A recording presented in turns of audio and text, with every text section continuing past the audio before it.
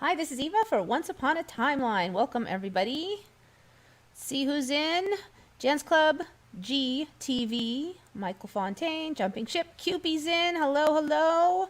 Mike, got you already. Alan Holman, Heart's Truth, JoJo's, J. Elliott, T-Box Method, Ronan the Voice, Moonlit Illusion. People coming in now. Lynn Bomar. Yeah, I only gave like 1 hour notice again, so it tends to be a bad thing. But I got here late all the time, so I did my best. Shari D is in. Welcome, welcome. Holo Girl. Okay, so what's going on? We'll do the usual, and then we'll get to the Emmys, so we'll do world news first. Some interesting stuff. I finally found some stuff I had been looking for a while, but I'm going to first cover this interesting tidbit. The CDC gave new estimates of the total fatality rate of the Big C, and they're ranging it from 0.1% to 0.8%, with the best case, their best estimate, their best guess is 0.26%. So 0.1 to 0.2 is normal, they think, flu death rate. So if their best guess now is 0.26, then it's barely above flu. Okay, so it's interesting because CDC gave all these like scenarios that we're all going to die, blah, blah, blah. Media jumped all over those, end of the world. Now they put this out. Suddenly the media is like, oh no, that can't be right. The CDC is being too lax, and it's not, I don't know, it's just weird because every time it's bad news, the media is all over it. Every time it's, without question, no matter how many times they were wrong, without question, the media was all over it. But now that they've put out this estimate, now the media is like, oh no, that can't be right, and it's, prove your data, and blah, blah, blah. It's a very interesting dichotomy because like their own math is so fuzzy, and we've seen so much sneakery in the media, and now the minute the CDC says one thing that isn't scary, they don't trust it. It's not that I really trust the CDC either. It's just that we've seen enough other evidence that this seems more likely to me, like kind of a nasty flu. Seems like probably the more accurate scenario. Okay, so here's what I've been really, really looking for like 2 months, and I finally found it, at least for the United States, and that's all-cause deaths. Because what we're seeing is some states are counting everything as the Big C. You get hit by a car, you died of the Big C. Other states supposedly require tests, like California requires a positive test, supposedly, before they will count it as the C. I did talk with one nurse at Kaiser who said that that's how it is working around my area, at least at Kaiser, that it is not the C unless a positive PCR comes back, PCR test. Of course, we do not know how accurate the PCR test is, but so every state's counting it kind of differently. So I really wanted to know all-cause deaths because I wanted to see, are we really having this big spike in deaths in the news every day? A gajillion more people died, and it's horrible, and it's horrible. So I finally found all-cause deaths. Okay, this one is actually New York City, which is really bad. I'm going to go, I actually meant to start with the United States. So this is the number of daily deaths. Actually, it's weekly deaths. Okay, and so you could see it goes back to April 2017. So you could see that every winter, we have more deaths every winter.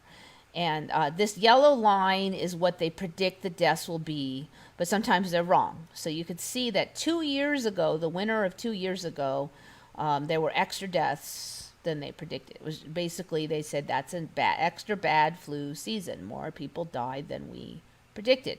Last year, supposedly not that bad, which is interesting though, because I had heard some weird stuff about last year being a bad flu season, but it doesn't look that bad here compared to 2 years ago.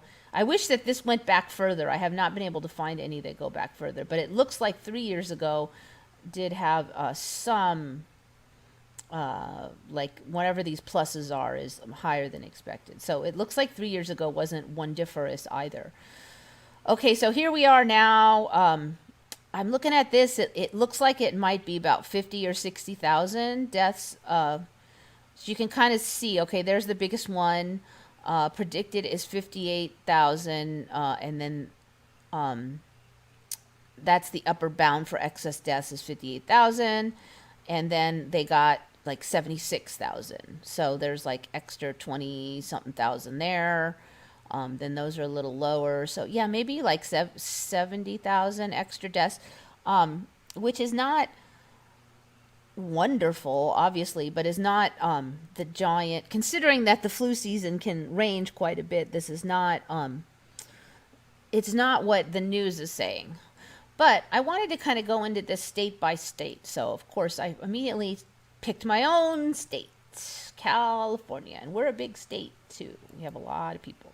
All right, so California, we've been under lockdown for 2 months. But even way back here in January, the deaths weren't bad.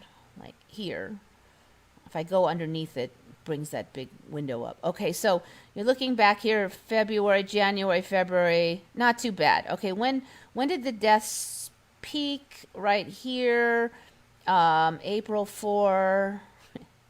It's like the beginning of the lockdown is when the deaths started to peak, which is interesting because it really doesn't look like it was doing much. March 21, it looks like it was pretty flat. And then it goes up right here, which is right around when we started locking down, which is interesting. I actually would not have guessed that the lockdown would make it worse. I'm still not assuming that, but I do find this interesting.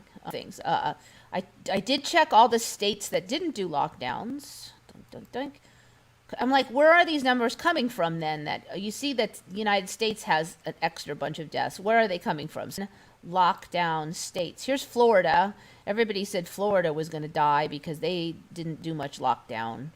And it doesn't look any worse than 2 years ago. It is a little longer. You can see the death, the higher deaths are a little, they started way back here in January here. You almost kind of wonder, okay, was the big C maybe there a little early, December, January? But it looks pretty flat here. They're not all dying, obviously. Okay, so I checked all the non-lockdown states, and none of them have nasty deaths here. Of all the states that did not lock down. So again, you kind of wonder, okay, is lockdown bad? I don't know, but then again, maybe those states didn't lock down because they were already doing pretty good, and maybe they thought they had more sparse population. But see, then Florida doesn't really fit that bill because Florida is pretty packed. They do have fairly good population density in Florida, a lot of tourism. By all rights, Florida should be in trouble. There was all that big stink about they went ahead and let the spring break go, and that's surely going to spread COVID all over the place. And then, not really. Okay, so interesting. So then I'm like, okay, well, you got to check New York City. I actually checked about a third of the states. So New York City, bam, if it'll over. They have a lot of deaths. Now, New York City is one city. New York bucks the trend in two different ways. One thing I did do was I would check the reported coronavirus cases. So like in California, the cases are reported to be about 3,700. Then I looked in the all-cause deaths, and did I see a spike of 3,700? No, I did not. And for most states, I checked there's supposed to be this many deaths. I didn't really see a super obvious spike of that many deaths. So probably those people, were like, they had Alzheimer's, they were very sick. They probably would have gone, sometime this year anyway. There's a certain number of those people every year. So I don't think they're all like extra deaths. If they are, they're spread out pretty evenly. Just didn't see it. So for most states, And this is an interesting one because I also checked. Let me show you this. These are the states that are supposed to be the worst hit. These purple ones. So you can see New York is in there. So Washington, there was a big stink about Washington being one of the hard hit ones. So I go over here and I look at Washington because it's purple just like New York, right? Okay, well, we know New York got it bad, right? But no, it doesn't look any worse than like 3 years ago. A little bit worse than the last 2 years right in here. But this does not look like this giant, massive, big, fat, hairy deal. I mean, it looked like it was worse 3 years ago. Okay, so Washington, why is it purple? It doesn't really look like the deaths have spiked. All right, so, but again, then we look at New York. So this one is interesting because they actually split New York and New York City, and supposedly the New York City numbers are not in New York, even though obviously New York City is in New York. They've split that one out, and New York City is clearly the worst case scenario of all the locations. So New York City is interesting because if you look up the C deaths, let's see, New York City, look up the C deaths. What is it supposed to be? Now keep in mind that from everything we're kind of hearing through the grapevine, New York is one of those places where everybody and their uncle is getting labeled as a C death. Like there was somebody who died of Alzheimer's and she was labeled as C, and they didn't do any testing either. They just said, oh, you have the symptoms of the C, you died from them. No, she was end stage Alzheimer's. She was almost gone before, it wasn't the C. So it seems like they're doing everything they can to label everybody C. So, okay, so they say they have 16,000 deaths, but then I come over here and I look at how many deaths, and so there's like an extra 6,000 there. Let's see. Then there's an extra 4,000 there, so that's 10 already. It looks to me like this spike is like actually a lot larger than a mere 16,000 extra deaths. And that's why this one bucks the trend. Of all the locations I checked at, this is the only one that has a way bigger spike than the number of labeled C deaths.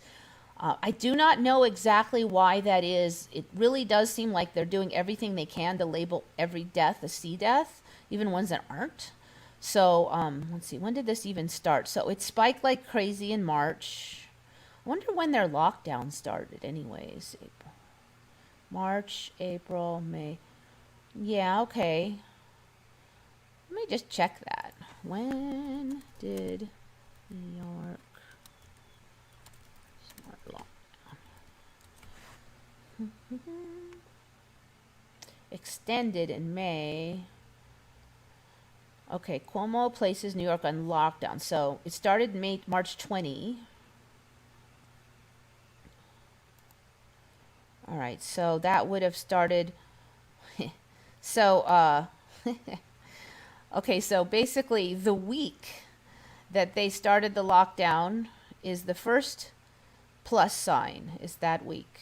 They started it on the 21st, on the 20th, and the week ending the 21st is the first spike. So it's just a little bit of a spike right when they're starting the lockdown, and then it goes insane. So I mean, you could definitely argue that maybe these cases are from like the weeks before and just happened to spike right when the lockdown started. But I do think it's kind of strange that first of all, we kind of have we have to take it with a certain grain of salt. I think that the incubation is really as long as they claim. Traditionally, the incubations for flus were usually 1 to 3 days. So is it really like weeks and weeks, the incubation and blah, blah, blah? I don't know. I think that's up for question. Of course, there's going to be people who even question the whole germ theory thing. I really don't know what to think at this point in time. There's been so many medical MEs and everything. I don't really know how anything works anymore. But So I'm trying to just like kind of blank out my mind and just look at what the data says. And it really kind of looks like when lockdown starts, there's a big fat spike. Psychological issues, I really don't know. I think I just have to kind of sit on this and see what other data comes up, what other data the universe comes up with. Okay, so I am not really sure why they have more deaths than sea deaths. Why their all-cause mortality is way up higher than the sea. It looks like it's double in New York City, and that's the only location that has it that way. All right, so if you look at New York State, basically it's just a couple states that account for most of the United States' big fat spike. Well, not big fat spike. So here's New York State. I looked up the number of sea deaths, and I compared it to this spike, and they look about the same. There's a couple states, bad states in the east, where the spike looks similar to the reported sea deaths. This is one of them. The other one is New Jersey. New Jersey also has a lot. New Jersey. Their deaths looked about the same as their reported sea deaths. Their spike does. So you can see the deaths are doubled here. I already told you I looked up all of the non-lockdown states. California, we locked down, and we don't have a spike. So if lockdown causes it, California was one of the earliest to lock down. Not as early as New York, but we locked down before we really had many cases. So I think it was like around, right around March 20 again. Let me see, when did California, New York, when did California? So you can see these spikes look different in every state as far as whether they had them or not. California becomes first state to order lockdown. Oh, we really were first. 6 days ago. All right, so around March 19th again. All right, so February, March. So right around there, right around here. Yeah, okay, so we ordered the lockdown, and then like 2 weeks after that, we start having spikes. Interesting, 2 weeks. Now, I would think that, and this is deaths, so there should be a little bit of lead time because you get sick and then it takes a while to die, right? So there's that also. But yeah, basically there was a spike in deaths shortly after the lockdown.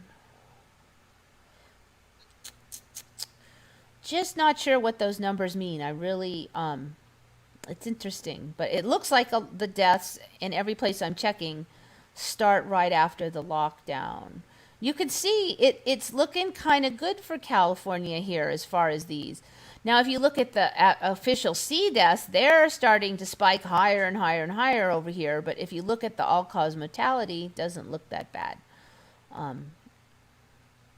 Let's see, over here there was a second hump too. So I don't know. This is just, it's weird. Anyway, I don't know why the different states are so different. I mean, if you look at California, we do have high population density.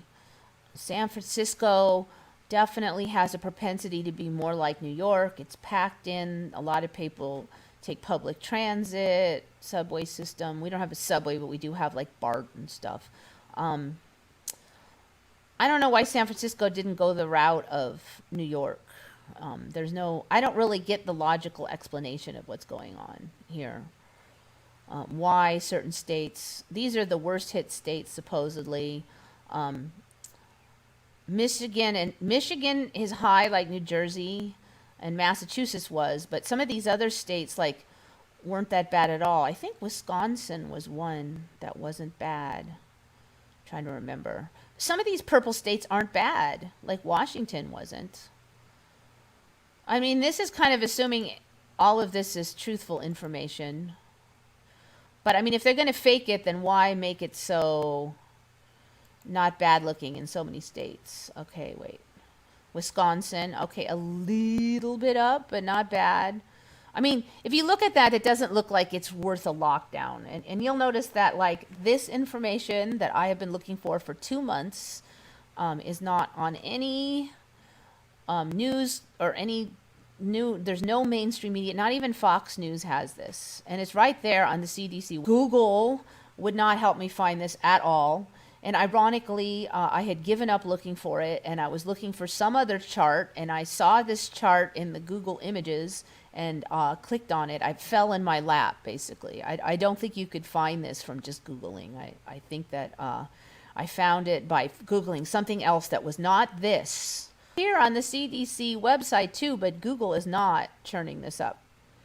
I don't know. It was divine intervention that I found this, really. Wait, this is supposed to be predicted? Why is it like this, actually?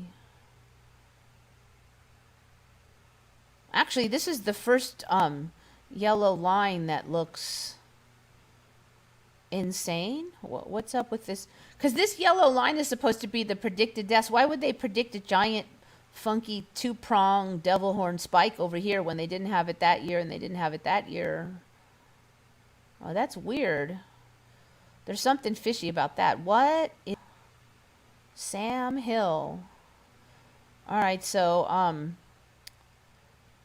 upper threshold of death. I don't know. You know what? It might be all crazy just because the average deaths in Wisconsin is tiny. So they don't, any little variation in prediction makes it really jump all over the place. That's probably what it is. It's probably a mathematical thing. Because I'm looking at them like predicted deaths are only 1,000 because Wisconsin just doesn't have many people in it. It's kind of, the weather sucks and not a lot of people want to live there anyway. All right, let's see what we got with you guys chit-chatting. I wish I could find this for other countries, but, you know, this is the CDC's info, so I don't even know if it's available for other countries.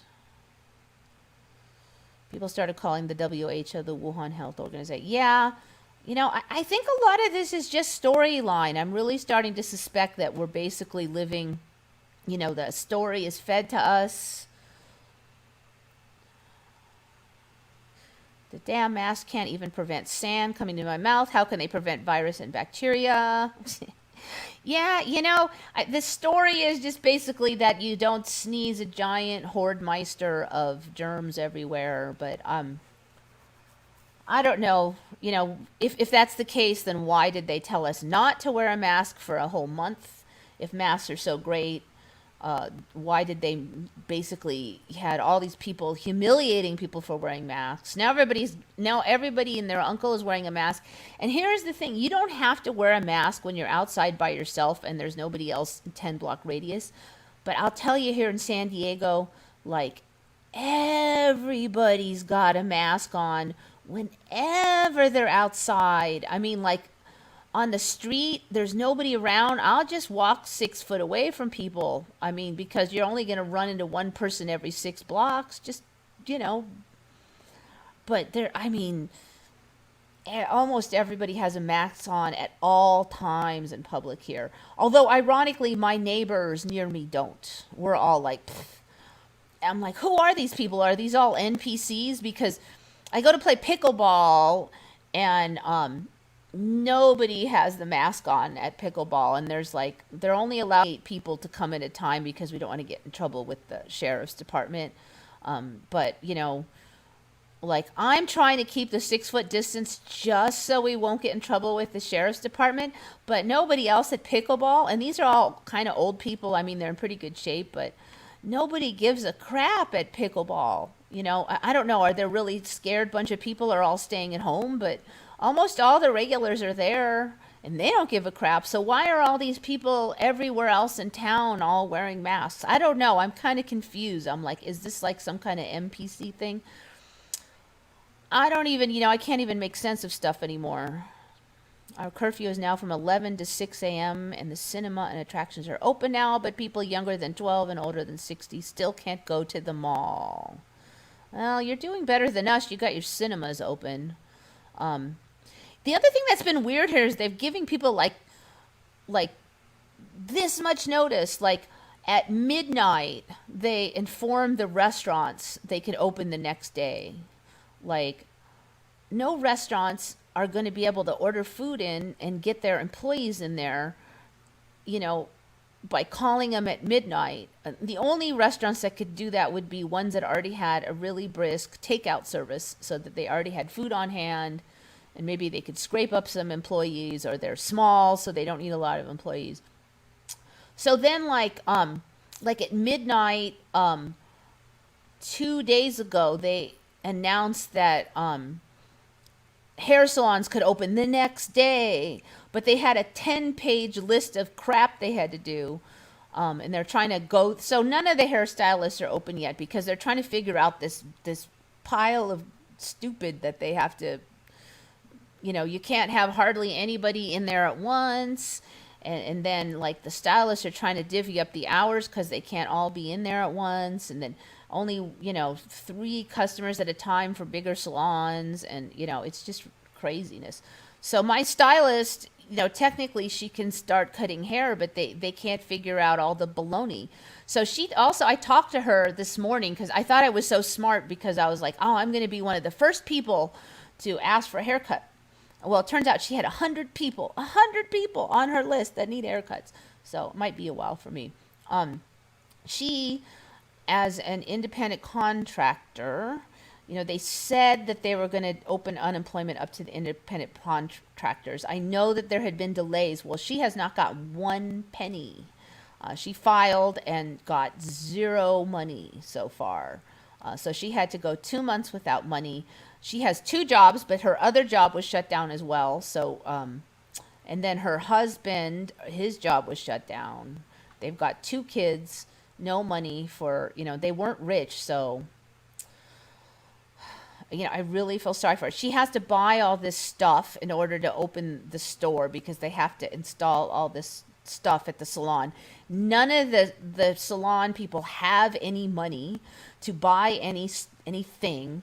They haven't been able to get loans yet. None of them have gotten any unemployment money yet, and they're trying to figure out how they're going to buy this stuff so they can open the salon. It's horrible. It's completely horrible. I mean, I feel so sorry for her. She's going to have a ton of work, but we should all imagine we are living in a better world timeline every night. I always try to make my imagination realistic because, okay, definitely some things kind of suck, especially for like my stylist. So I can't pretend everything's all perfect because, my little bubble is fine. We're all healthy and my finances are fine. So I can concentrate on that. Some people are really suffering though, so I can't forget that. So what I concentrate on is that we can get through it and things can get better because of it. Maybe not right away, but that it'll be worth it in the end. That is something I can really put my belief behind. So that's what I go for. When I try to do law of attraction, I never try for a belief that is too far-fetched for me to get my brain behind, because then I think, if you're just trying to fight your own beliefs, I don't think it works. But if you could say, look, it sucks right now, but it'll get better, I can do that. A lot of buffering. I apologize. Hopefully you're not missing anything though. Random 10, I believe those are dollars. Thank you very much. I do not know random. Wait.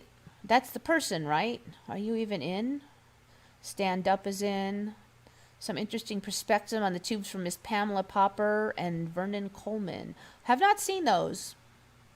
What exactly is a curfew going to do? I know, after all this, and the CDC announces a 0.26 death rate, and you can see most of them fine. What is it's like, I don't know, I think I think then the way they're shooting themselves in the foot, and maybe that's part of what this timeline is trying to do, is this bull, this BS is waking up some people. Like, okay, why do we have a curfew? Maybe it'll just be 1% of the population going, come on, this is ridiculous. But it opens a little chink in their armor, like something's not right. Over 66% of people infected are locked in the home ones. Yeah, I covered that last time. And the reason that number, because we don't know what percentage of people were locked in their home. So if 66% of people stayed home and 66% of sick people were stayed home, then that means that it was a break-even situation. But if 80% of people stayed home and 66% of people infected were stay-homers, then that actually means it helped. But if 50% of people stayed home and 66% of people were infected, then that actually means it hurt. So without knowing the percentage of people who stayed home, this percentage of 66% infected does not mean a lot to me. Also, we don't know how many people are liars, because it's actually a famous problem that when asked if you ask people if they did anything wrong, they will tend to say no. And so right now you're supposed to stay home. So if you ask a whole bunch of people if they stayed home, more people will say yes than actually stayed home, almost guaranteed, just by and in this timeline, I think it's even worse, because I swear this timeline, people just fib and lie every 5 seconds. I mean, not everybody, obviously, but it definitely is more of a thing in this timeline than so this number does not mean a lot to me by itself. Now they're saying, most states are saying 25% unemployment. Okay, so that means like I would say 75%, but then some of them are working at home, so they could be still working and staying at home. Plus retired folks can easily stay home and they won't be unemployed. So again, I don't know what to make of that 66%. It without knowing how many people stayed home, it means very little. And statisticians and experts in this is elementary for statistics. I had to take all those classes in college, and luckily I'm fairly decent at math. But statisticians and experts should be all over the fact that the 66% doesn't mean anything. They should be digging for the information of how many people stayed home and then report that. So there's no effort as far as the media here to be honest with how they report that. It's just, I don't know. It's just another example of dumbness. And maybe that's the whole point of this timeline, They report it all vague and freak people out. And then if we go to another timeline, it's easy to backtrack because they never gave you the whole story. And that seems to be like the whole thing right now. We're never getting the whole story.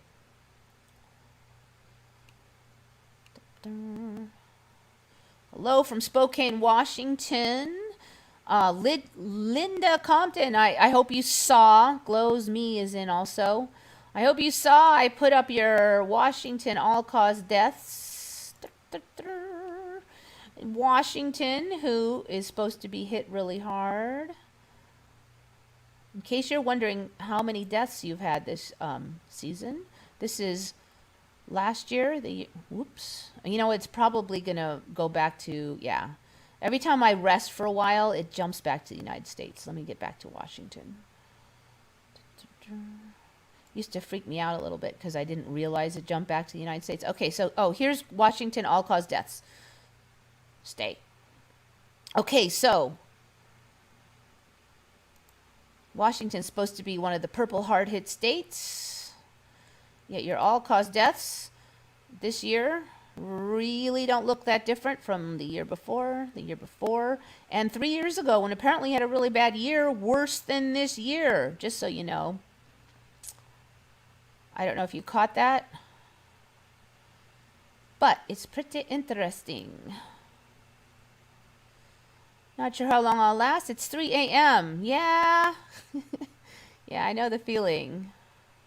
T-Box is in the house. Oh, Random, there you are. Random, a.k.a. Peter Blundell. I cannot log in with original account from this internet cafe computer. Don't know why. I don't know, try it from home then and see, because No place on earth is all packed as Hong Kong. I really wish I could get more all-cause deaths for other countries. There's only 4 deaths in Hong Kong. See, now people will say, oh, well, they're not testing, they're not catching them, blah, blah, blah. Or maybe they just don't have them. The only way to really get a general idea is to look at all-cause deaths, and I can't find it. The search engines are against me. They don't help me find it.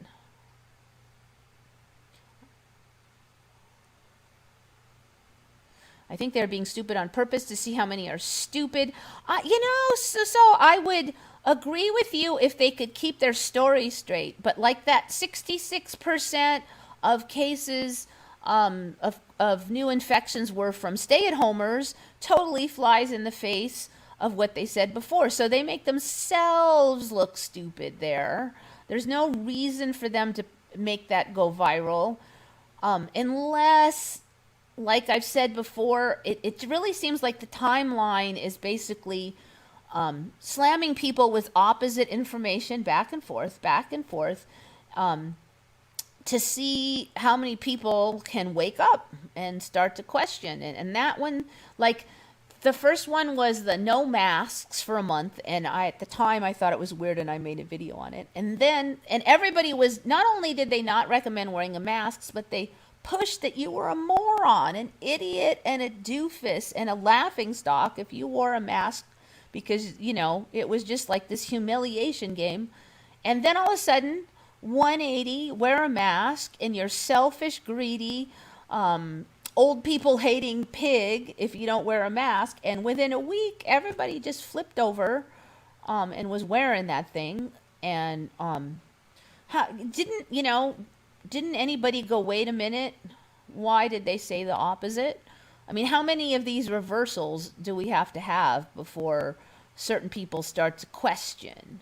I almost wonder if these reversals are sort of like, how many times does people have to get slapped in the face with an 180-degree flip-flop before they start to question some of this baloney they're told?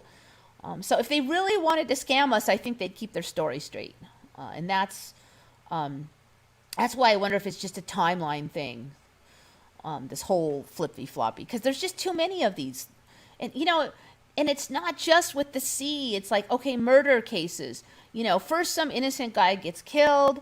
There'll be like some racial component. It's all over the news. And everybody feels sorry for the guy. Then the next week we find out that he was actually a thief. Now that totally flips and a bunch of people, oh, well, he deserved it. And then we find out that all he was doing was stealing a $1 bill to pay for lunch, and he was starving. Oh, now it flips the other way. And then we find, it's like all many of the stories are like that, where it's just, whiplash of information, where we keep finding out a new thing that puts the whole thing in a different light. So, and at the same time, a lot of it pushes division. I think that's another thing we have to watch out for. Try not to, it's easy now because we think we have the answer to the sea not being a big thing. Then we've got these people who are terrified of the sea, and they think we're horrible if we don't wear a mask. And then we can easily think they're idiots for being so paranoid. And already there's division, so I don't know, watch out for the division. I think that might be kind of the chaos force right now. GOP versus liberals.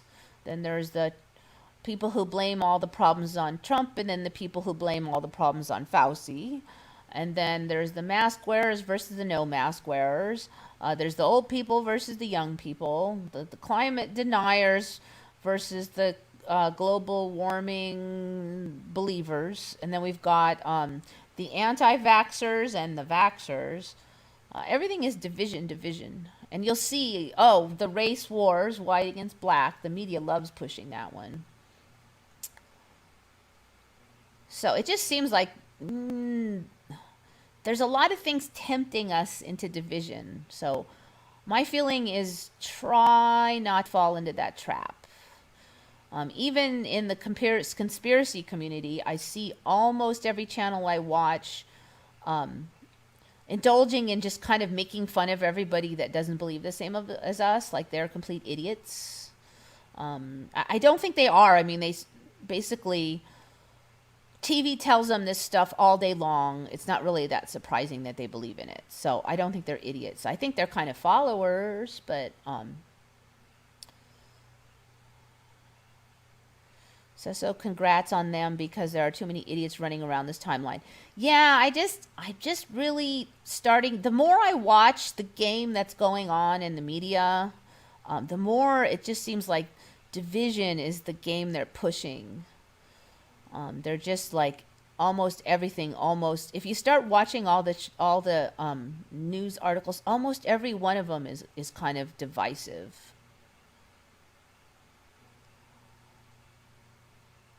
Many of the hairstyles down here are working on the side, going to people's homes. There's definitely people doing that. My associate, her stylist, always did work from home, and she still is working from home because she can't really easily get caught. Oh, old username, futuristic. Ah, okay, got it. Oh, it's Australian dollars. That's pretty close. I thought Australian dollars were doing all right. You know, there was a while, and I don't know if it happened in this time, but there's timeline, but there was a while that,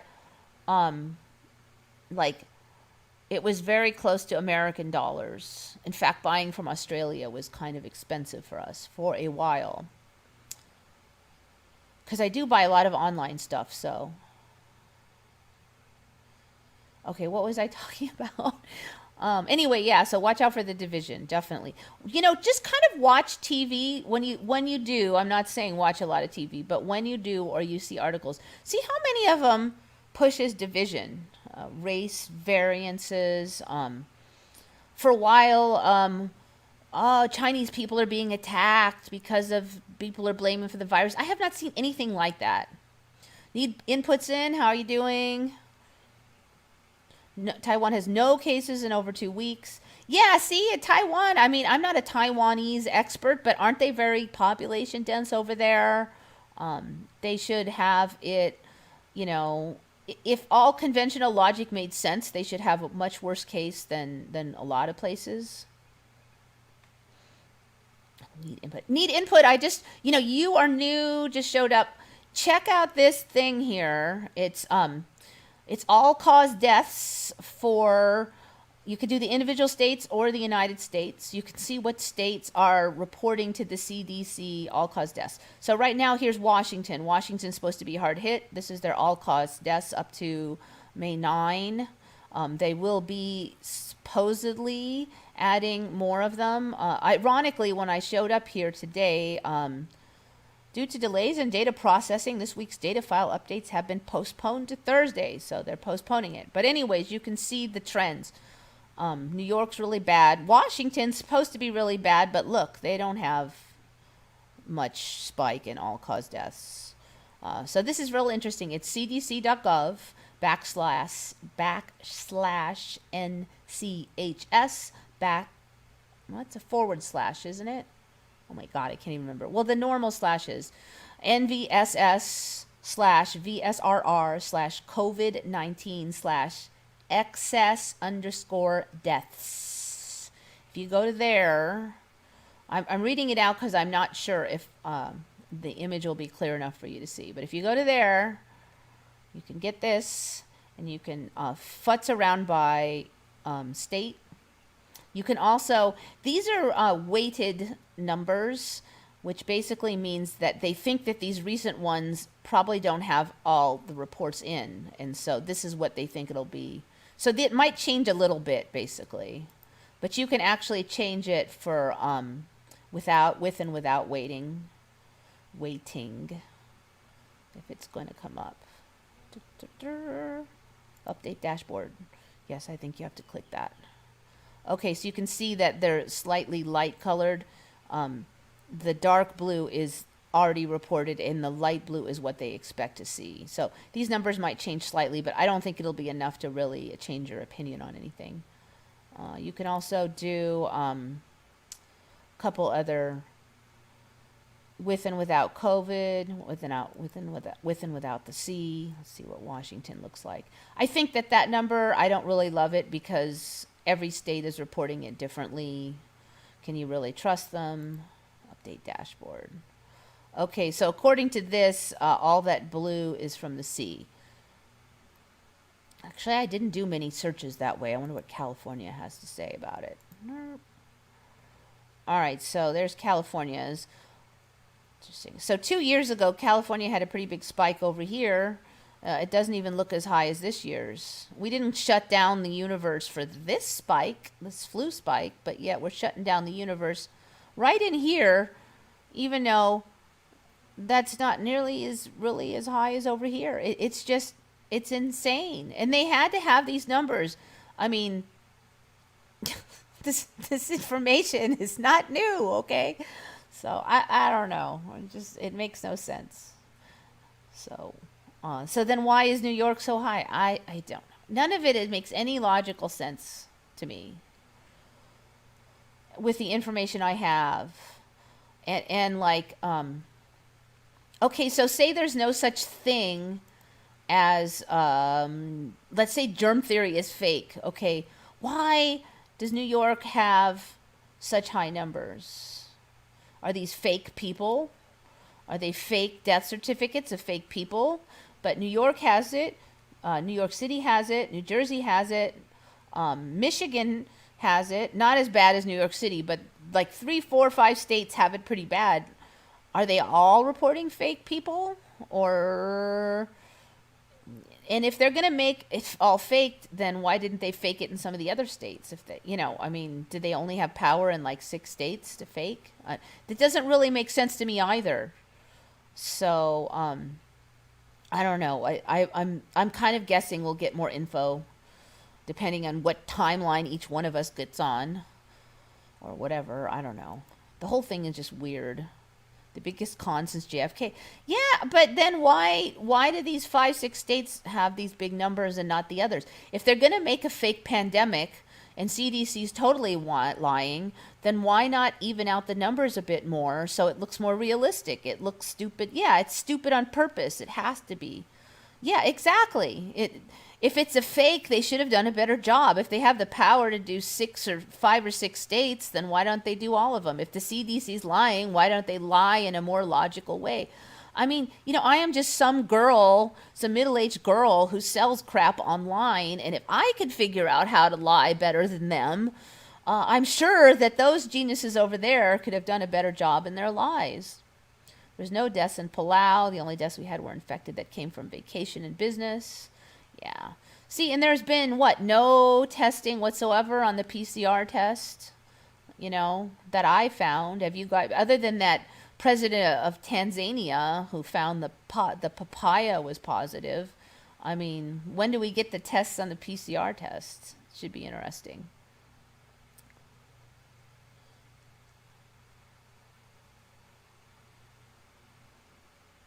If this was a real pandemic, Walmart and superstores would have to set up a special time and limit shoppers. Yeah, I know.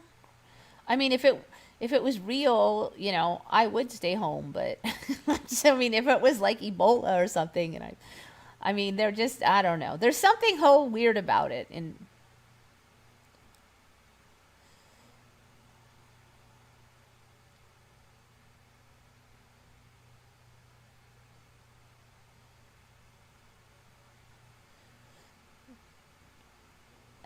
jumped.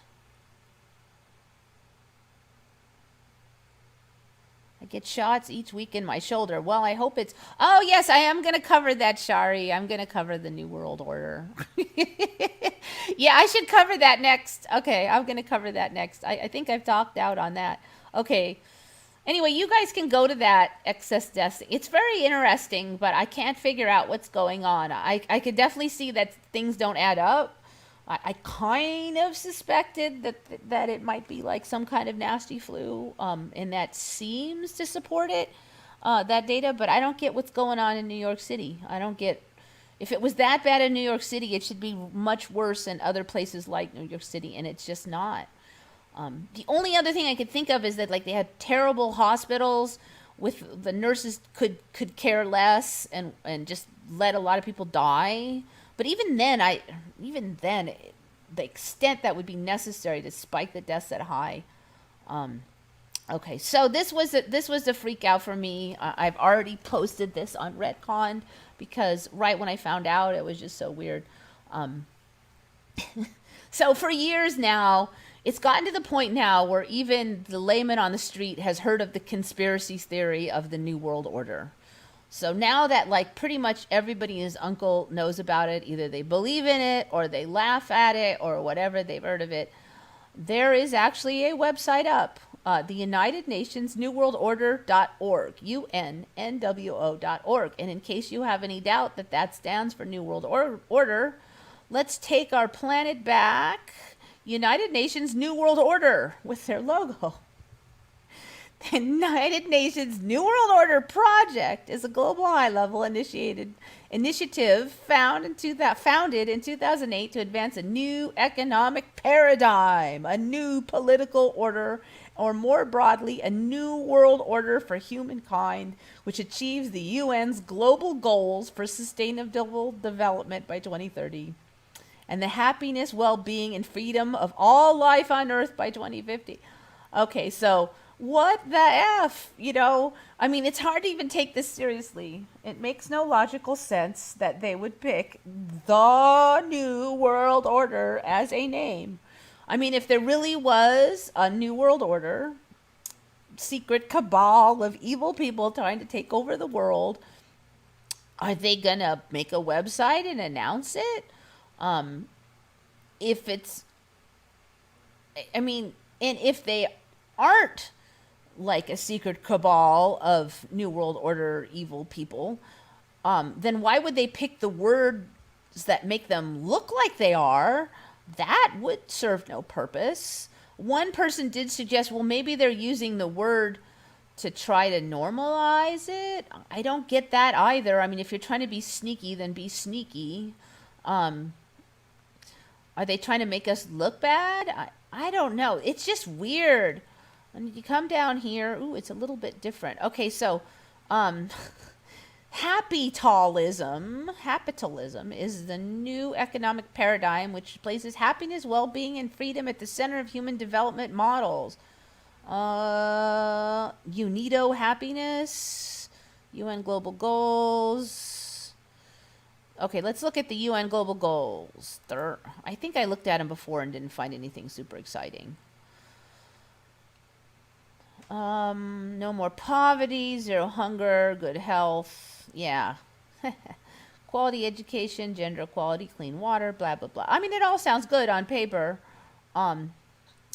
It's just the name really strange.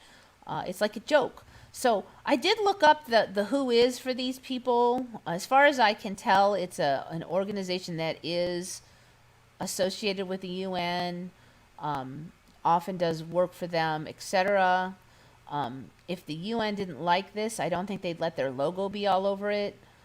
So there's actually articles going back to like the middle of last year. So it's almost a year old.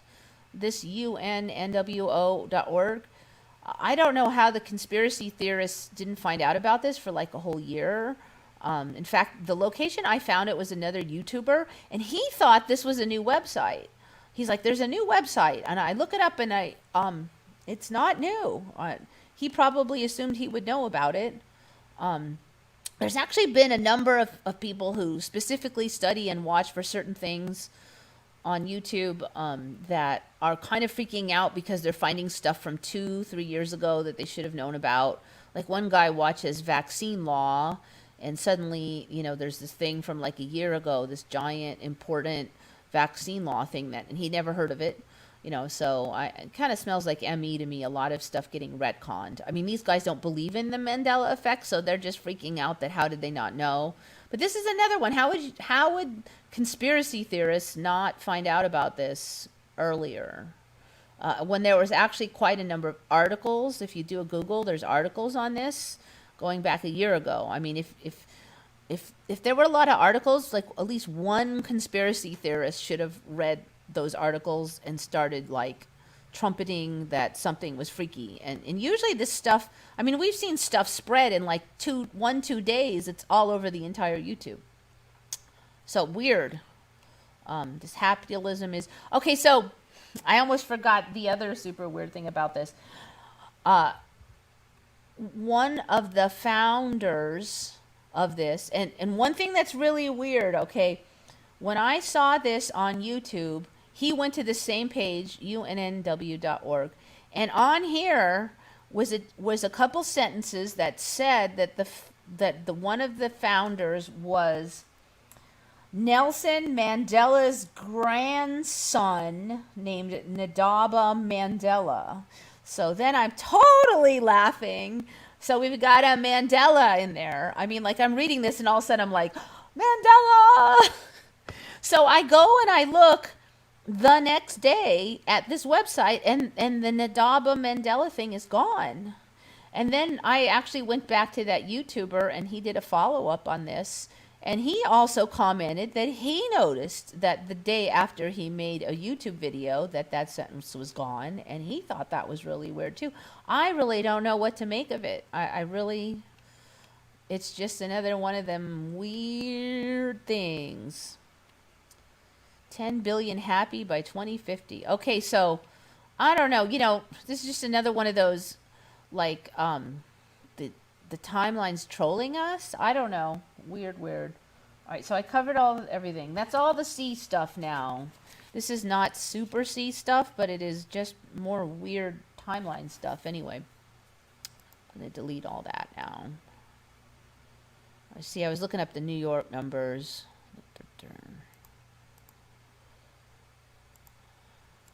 So now we will get on to the Mandela show.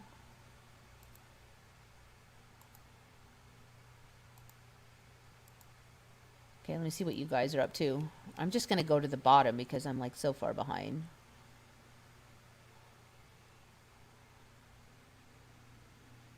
Gone as in deleted, or gone like Elmi? It was gone as in deleted. Because if you go back to that YouTuber's original video, that Nadaba Mandela thing is still visible on his video. And if you check like old press releases from last year, they still talk about Nadaba Mandela being the co-founder. So he's still the co-founder, and it's still in the old video. So it's gone like, and somebody changed the website the day the video went up. And as far as I know, that guy's video is the first video I have seen on this New World Order thing. Good question, Shari, because, yeah, I did not make that clear.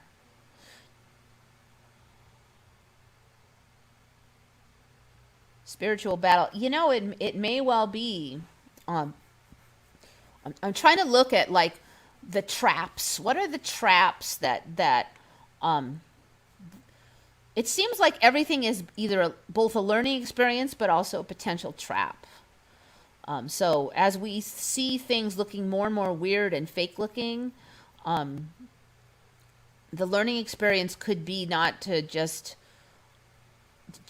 realize maybe that things are fake, okay? But then the trap might be the fear and freak out and paranoia and fear. I think fear is one of the traps. I think that, and it even says in the Bible not to fear during these times. I think fear is one of the traps, and I think division and hatred, all the negative emotions, basically. So judging others, maybe because they don't see the way we see or believe the way we see, which is a tough one, I have to admit. But hatred especially, like, oh, they deserve it, they're so stupid. You know, they're saying the same about us, too. So you don't want to, I don't know. I think that's a big trap. Not having sympathy, hatred. I see almost every conspiracy channel falling victim to this. Those idiots, they're so stupid, they're so blind, blah, blah, blah. I definitely know that it's in the Mandela community. They're NPCs, they're morons, they're stupid. I don't know. I think we have to try not to fall into that trap too much. Hatred, they deserve it. Let them die. Blah blah blah. I think that's another trap. It's very mean. You know, mocking. I think that's a trap. Fear, I think, is a trap. You can see now the media is pushing all those things: division and hatred. Race wars, Gender wars. Oh, I forgot about that one. Male versus female, the gender wars. Um, I don't know why I'm like looking at the TV. It's off, but every time I talk about the TV, I'm looking at it. It might look kind of weird to you guys. Um, I'm looking at it like it's evil. So yeah, that one's those negative emotions. I would just watch for it, because when I'm looking at the media, I'm looking at YouTube, and it seems like those negatives are being pushed so much. Divided we fall. That's a very good login name, I think, especially in this timeline. But we got to watch, because we say that, and like us in the either conspiracy community, the Mandela Effect community, and we'll say that, but what we're saying a lot is just we only, not the rest of them, non-Mandela people, non-seeing the way I do. I think it has to, as much as we can, try to still include the rest of the people.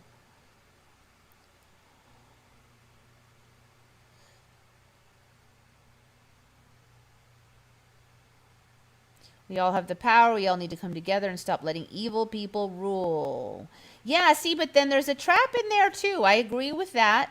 Do not be silent. Do not be complacent when you see bad behavior. But then the trap is assuming you know who's evil. Like, okay, so there's some star on TV, and we've decided that person is, part of the reptiles or whatever. We don't know that person. We don't know if he's evil or not.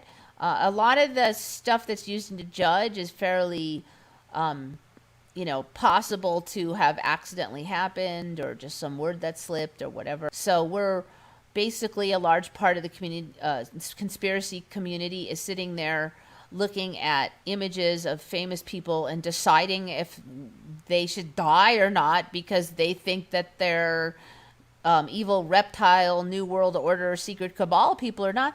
We don't know what's going on. Meanwhile, they're sitting there going, those guys should all die. Let them die. They're all horrible and evil and blah, blah, blah. I think you really got to watch that, because we do not know what's going on. And you can be against something without hating random people you barely know on the internet and online.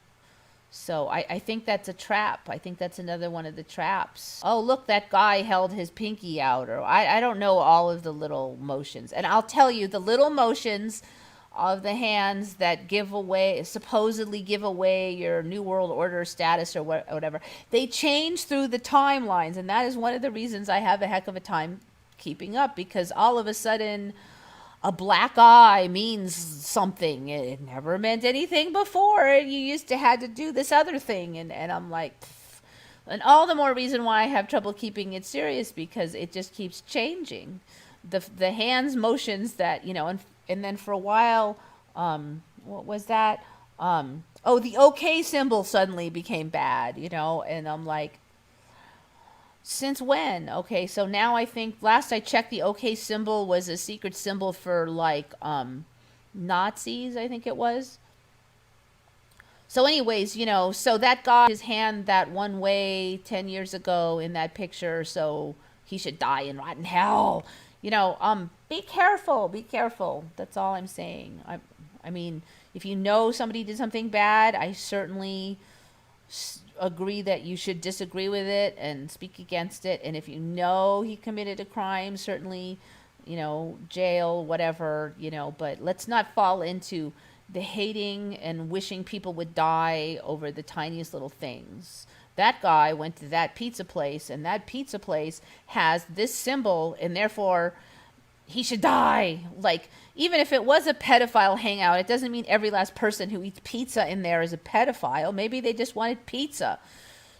So like that Pizzagate thing, I was laughing because they got all those emails, and I'm like, hello, me and my friend talk about pizza all the time when we're emailing, and I promise you we have no interest in anything other than actual cheese, pepperoni, and bread when we're referring to these things. So, you just don't know. You don't know. Till now they failed in everything they tried to force on people. I don't know. They got the Patriot Act through. I think the CIA has been pretty much tracking all phone calls for a really long time, or was it the FBI or something? All that baloney at the airports. They got a lot of stuff through. A lot. No liability for the vaccine companies. That's been around for quite. There's a lot of stuff they got through. I don't really see why they couldn't just do it all. To be honest, we're all on lockdown. We can't say crap. They pushed through all these laws. They supposedly something about like GMOs don't have to be labeled. That's gone through. I really think they could, if everything is the way it looks, could pretty much do almost anything at this point. Maybe not lockdowns, because at some point people are going to rebel, but they could pretty much shove through it. Some of the laws that have went through are horrible. They could shove through just about anything right now, and I don't think anybody would do anything. So I don't think they would need all this lockdown to get that through. There's something else going on. There's something else,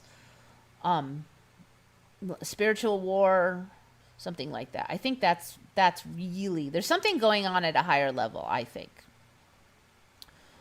I don't think it's just the conventional, because I really don't see what's stopping them from doing even more stuff right now. Most of the people I know don't even have, 99% of the people I know have no idea about all these laws. They could push 10 more of these laws through, and people around me would be like, huh, what? Oh, no, it can't. I mean, I talk to people, and they're like, oh, it can't be that bad. You know, they just don't want to believe any of it. So pretty much anything could happen conventionally. That it's not actually makes me think more is going on. They admitted this yesterday. Agenda 21, Agenda 2030. Yep. There's so many weird things that I think that there's two things that are happening. It's easier to wake up, but there's more temptation than ever to divide, hate. You see it everywhere. So with one comes the other. Focus on joy, truth, love, and forgiveness if you can, especially yourself. Yes, I agree. And as much as I talk about all this lies and stuff, I think the best is not to focus on them too much, but more to focus on what you want. Law of attraction works like that. Like somebody I know online mentioned that they think that's why Trump is always elected, because all eyes are on Trump. Half the population loves Trump. Okay, so they're thinking about Trump. The other half of the population is like anybody but Trump. And from a law of attraction perspective, that's the worst possible, because you're still thinking about Trump. Anybody but Trump is still Trump. You're not loving the other alternative. You're just thinking anybody but Trump. The way out of a trap is not to keep thinking about the trap, but to keep thinking about what you want instead. So, like, for instance, if you spend all day thinking about how you don't have money, you could be perpetuating your lack of money by thinking about it all the day. So instead, if you try to spend as much time as you can fantasizing about how it would be kind of cool, don't get too obsessive, but kind of cool if you could do certain fun things that just happen to have money, need money, or maybe you'll win a free trip, or whoever knows how it'll come to pass. But think about the stuff you want, the fun stuff, the positive stuff. Try not to dwell on the negative. You know, obviously you can take action that can help improve the situation. Try to think as much as you can about the improving part of it. That would be the way to go for law of attraction. And you know, it's tough. It's easy to fix on the negative. I have been a very negative person for most of my life. So me of all people can really appreciate what a challenge it's been. But I've been working on it for a number of years, so I've definitely gotten better at it. I think the person has to recognize whatever they're wrong about and master it, rise above it. Then their life manifests. Yeah, it's not easy. You'd be shocked at how often, if you really monitor your kind of thoughts that you think all day, you'd probably be surprised at how many of them are negative.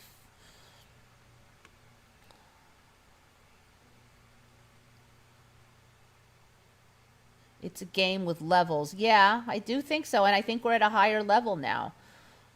It's a lot like a video. First you get on the low level, and you kind of, it's not that hard, and the rewards are small, but the traps are small. I think we've jumped up a level. The fear porn is a lot higher, but the manifestation is a lot faster. The traps are a lot more compelling. Seems like the tests or traps that keep a person stuck at a level might be the same traps that brought us to this life. Could be, although I really am not sure that everybody came here for the same reason. I mean, maybe some people just got trapped because they thought it was a shiny looking, cool, fun thing. And other people maybe had more of an idea but came here to learn. It is said that some people came here to just help the other people who were stuck here go through this. So there might be a lot of different reasons we got stuck here. I do think we're stuck here until we learn our lessons, though. I think we can come here willingly, but we get tainted by here. And until we learn to get through and clean again, I think we can't get out. I actually don't think it's anybody standing like a guard, with a sword gonna poke you or whatever. I actually think it might just be that this place is so corrupting that once you get corrupted by here, it's hard to leave. And this is all spiritual, new age stuff. I have no evidence for it, but I do have like certain experiences I've had that make me think that, and other people have said it, and I had my experiences before I read the other experiences. So, for me, that's what I believe. I'm not telling you what to believe, but please switch to Mandela stuff. Yeah, okay. Sorry. Okay, let me just read the rest of these and we'll go. Not everybody likes the new agey stuff. I do think it's all related, though. Okay, so this one is from Lori Sorensen, commentor. I will pull this up. Good find, Lori. So I don't know if you heard about this. There was a timeline I was from that there would be a nuclear holocaust if they did this, as from the GOP, but now they don't seem to mind because they've got other things on their mind. So apparently they made a mouse that is 4% human, that has 4% human cells. Scientists have made a mouse embryo that is 4% human, and they let it grow up. Highest level of human cells in an animal yet. I'm really curious how these cells don't all like fight each other and stuff, but somehow magically they all get along. I don't see how these mice are not sick and die. Don't you have like human genes doing one thing and mouse genes doing another, and they don't all... I mean, why would they work together? It's just weird. I mean, the genes don't all do the same thing in a human versus a mouse. I just don't get how that mouse was able to be viable. Mice provide an excellent model of human physiology, but that... and I've always heard mice aren't that similar to humans when it comes to their physiology, and that's why they use pigs and guinea pigs and monkeys at a higher level, because those creatures have a more similar physiology than to us. So this part where they say mice are an excellent model of human physiology, I've never heard that before.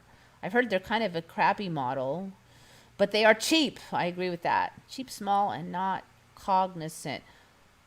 How many human DNA cells do you have to put in there before the mouse gets smarter?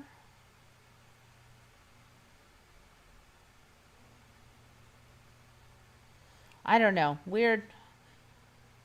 There was a timeline where the GOP would freak out. I mean, I haven't heard one peep from them. And there's been some other stuff that are supposedly older in this timeline. Not one peep. Okay. Whatever. Don't know.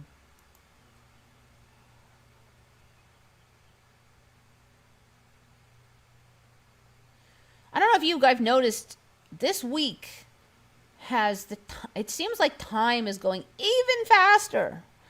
So fast this week. I come to Eva for her navel gazing. So, I don't know. Have you guys noticed? Is time going? I swear I can't hardly get anything done. I kind of had adapted to the faster time speed, but this week just seems like it's gone over the top. I type out one email and an hour has passed. It's craziness. An hour and a half for one email. I call timeline speed up. All right. This one is weird. My favorite word. This is kind of fun, a little freaky. This is the kind of thing I would have freaking loved. Now you probably heard this one's been around a while, that there's like a hole in your retina where all of the nerves from the rods and cones in your eye all bundle into the optic nerve and then go back into your brain. And right there's no rods and cones, which are the receptors that catch light and process vision. So technically you should have a spot in your vision that you don't see anything, but the brain like hides that. So if you look at a certain dot in a certain way, it'll uncover that like spot that your brain hides from you. So that's kind of old. I heard of it about 15 years ago. I was a little suspicious because I had not heard about it in college. It's pretty neat doing it. So suddenly this one showed up, and it is weirder, way weirder than that optic nerve dot thing. I'm going to cover a little bit more on that optic nerve dot though. Nerve, blind spot. Because there is another ME in this. Let me find a good image that just reminded me.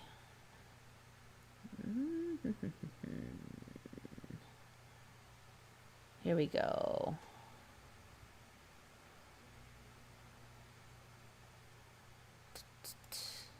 This one might show it. Ooh, interesting. Let me see if I can find a good image of this. I actually took a whole class on the human eye when I was in college. So I can tell you that some of this stuff has changed. That one kind of, the way they lay it out is confusing. See if I can get that a little bit. Unless this is flip-flop from earlier this week. Blind spot. Darn it, I need more. Need a better image.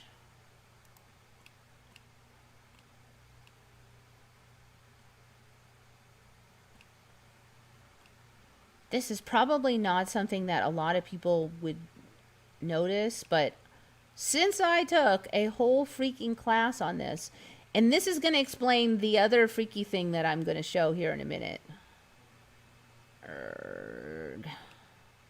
Okay, here. Maybe this one will help.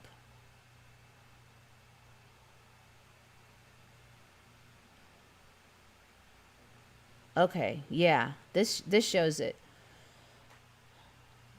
This is reversed from what I remember. Okay. Now, what I remember makes more sense.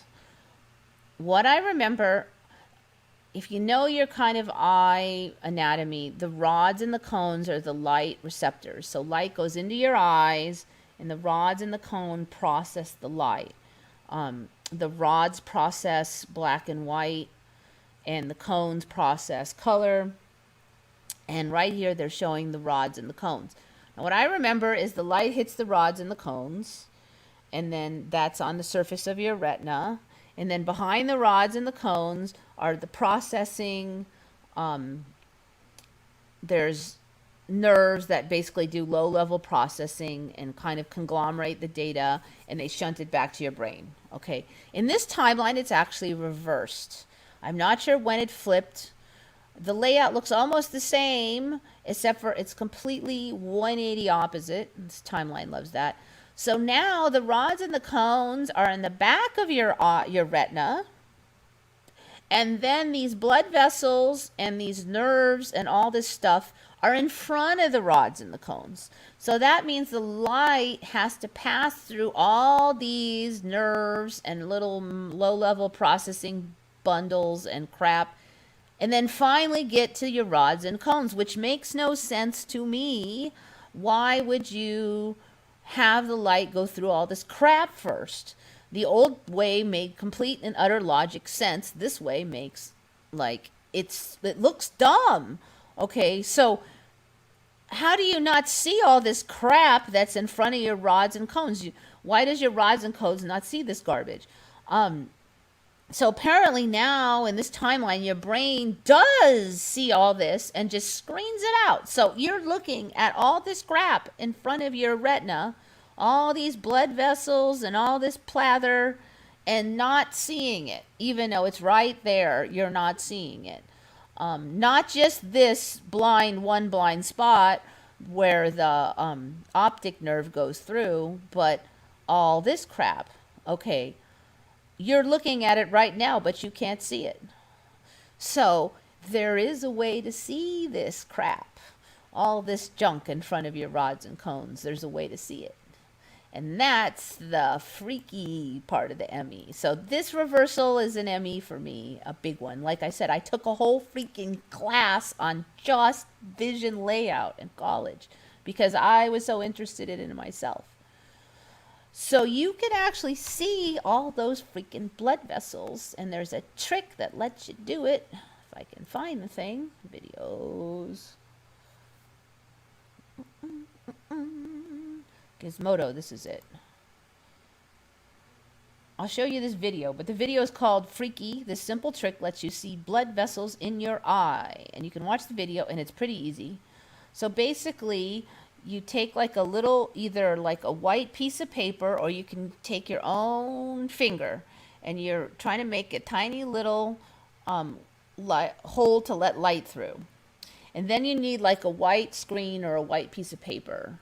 And if you watch the video, it'll show like all white up there so that you can just look at your own existing screen. Okay? And then they will show some dots here. Let me get to it. It really helps to watch this video, but there's probably other videos that Say this is what your left eye sees. So first he's going to describe all that blah I just told you. This is the center of your vision. There's a spot right about here where you don't get any information from the outside world. Your eye is just blind there.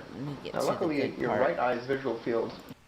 I don't want to get a copyright infringement here. Alright, so I used this method where I just made a little thing with a little dot with my hand. Boink. So basically you just want that. Actually, I think that's all you had to do. You didn't even have to look at the dots. Okay, so you do that, and then you look through it, and then all you have to do, if you get it just right, you want to move this. Don't move it so much that you won't be looking at one area. You move it a little bit and look through it, and then you will see, if you have like a white lit background behind it, you will freaking see your own blood vessels. And it is a trip. You'll see them. You know, I'm not describing it very well, so you can definitely watch the video, or there are other ones. You will see this network of lines when you do what I just said. And you just do it about that speed, and you will see them. I just looked at them right now. Just that much white on my screen was enough. And you will see the blood vessels and all that in front of your rods and cones. And that was not a thing until just recently. And it's made possible by this reversal. So the whole storyline is interesting because there's so much more processing here that you're seeing. All the stuff is front of your eyes, but you're not seeing it. Your brain is blocking it from your vision. And maybe there's a storyline here, like, what else do you see but not see? Like, it's there the whole time, but your awareness won't let you see it. It's a trip. Anyway, you definitely want to do that. It's a trip. Stuff like that, I'm scared to try. Yeah. Yeah, I know what you mean. I know. It's a trip. It's a trip. You are right. I remember exactly the way you do. I studied that quite extensively because I'm colorblind. Green, red, and rods and cones were first to process, of course, and it makes total sense. Now, this reversal, the way that it's reversed now, they say our old way exists in some cephalopods. I really actually should look at that. Like, oh, I'm glad a lot of you knew about it because I really didn't think many of you really remembered the eye layout. And it's so weird now that I can't imagine I'd forget it because it's just so illogical. If you're actually looking at all your blood vessels all the time and can't see them, I mean, that would be something that would really stick in my head as bizarre.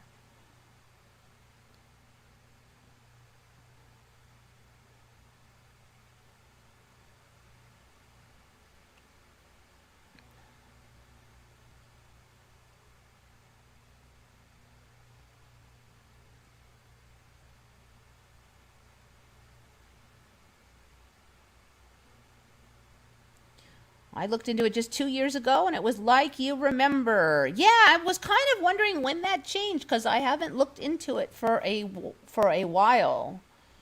And even the way they're doing the images, it's easy to get confused because they're just showing, um, like they could make it more obvious where the light is coming through. Like when I first saw this, I'm like, well, why is the bend going around like that? Um, like I said, I took a whole class on this. If it was that weird, that is the kind of thing that would have totally stuck in my head. I mean, I can think of every weird thing from my old timeline, and there were only a few of them compared to now.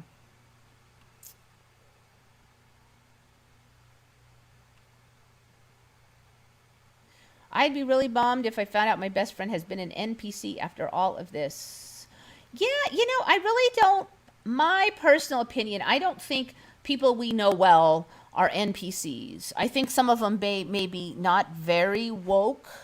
More get more downloads, more a creature of I creature of the matrix is a word I kind of like to use because it's a very vague term, but it basically means their consciousness is more plugged into the matrix.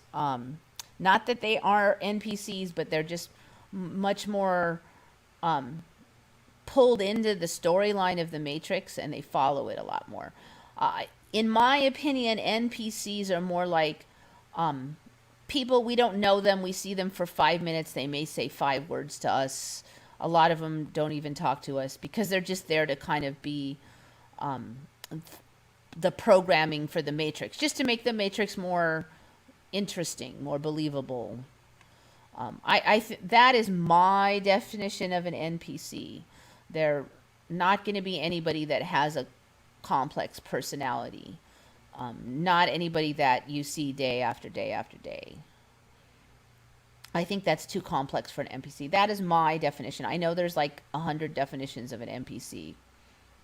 Yeah, they're still human. They're just, maybe they haven't gone through as many lifetimes. I don't know. They're not quite, they're not quite observant of all the incongruities of reality like we are. They're still have a lot of blind spots, more sucked into the storyline. Kyokukmani's out, going to bed. Thanks for coming by. Maybe this is an upgrade. I don't know about you guys. Also, I was very tired over the weekend. I'm just kind of getting recovered today, to be honest. Very tired. I would not say I was sick. I didn't have a cough or any conventional. Just really fatigued, just pooped. And very hard to concentrate, just spaced out. I tend to associate that with shift sickness. Journaling is a good habit to get into, learn to discern what your thoughts are from others. Yeah. Meditation, observation of thought, very good. Just to see what you're thinking. When I started doing that more, I was actually shocked at all the crap that rattles through my head all day. A lot of it was the same stupid scripts over and over. Petty, negative, repetitive, a lot of them illogical. So if you have all those, don't feel bad, because that seems to be pretty much the norm, is a bunch of stupid crap. Now, meditation-wise, you're not supposed to pass judgment on these stupid things, but boy, it's hard not to, because I'm like, really? Really, that's what I've spent like the last hour thinking about? It's actually shocking. Maybe it's people don't do it because they don't want to find out the bad news. But the good news is when you see, you can start to change it. It's better to see and change than to just keep doing it.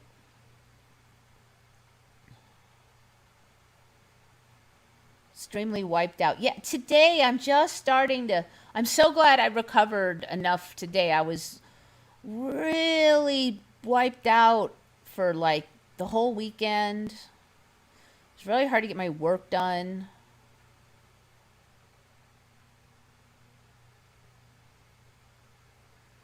I was stuck in Uruguay for 8 hours last year, and this girl I saw there was a real NPC. No matter what the theme, she was just like repeating the same thing, just like a Jumanji. Yeah, it could be. I don't know, if going by what Dolores Cannon used to say. I mean, I don't have a lot more to go on at this point, but Dolores would say, that they could speak some simple lines if they, got called on, but it would be limited, and that they don't really exist full time. So they're limited consciousness that is created to play a role. But once you move on from that area, they're not there. They don't exist in that consciousness style anymore. There's not a person there anymore. So yeah, that would make sense with what Dolores Cannon would say. You can have limited conversation with them, but their programming is very, very limited. Maybe you caught that one unprepared for the level of dialogue you forced onto it. I don't know. I'm not saying I swear to it, but that's just kind of how I think it might work.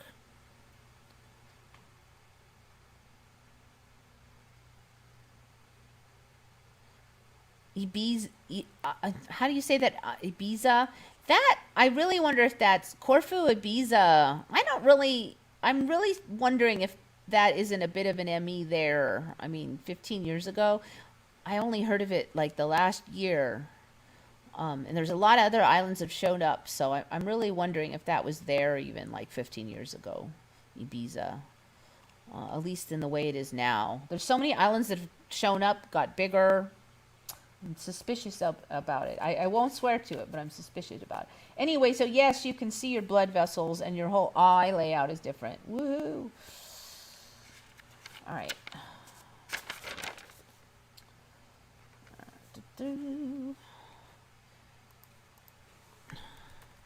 I can't remember if I know I covered sheephead fish have teeth like humans, but now they have more teeth like humans.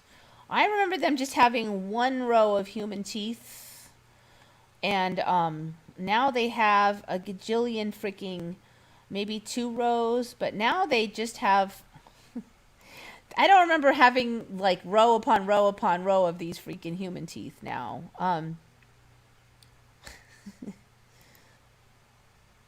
Okay, so they have the human teeth in the front, and then they've got these couple more rows of human teeth. And they really look like that meme image that was going around last year of a human with 1 million teeth in there that was supposedly just photoshopped. But now this fish has all these freaking teeth. So it was just like this before, but they didn't have these interior rows. They just had the front rows. So yeah, I'm calling that this one, look at that. Now that guy's got like 3-4 rows. So I'm calling Emmy on these additional teeth as an Emmy, an expansion on the original rows of human teeth on these sheephead fish. Okay, next one.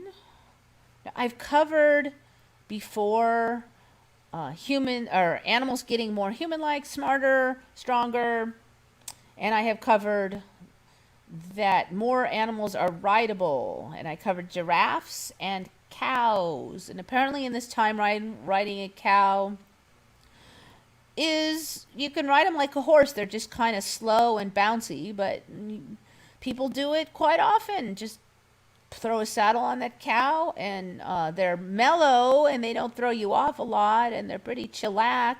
So in some ways they're even better. They don't do good on pavement, but so then there was an image of somebody you could ride giraffes. Now in my old timeline, I think you would definitely break the giraffe. They weren't nearly as strong as this timeline. So what else can you ride?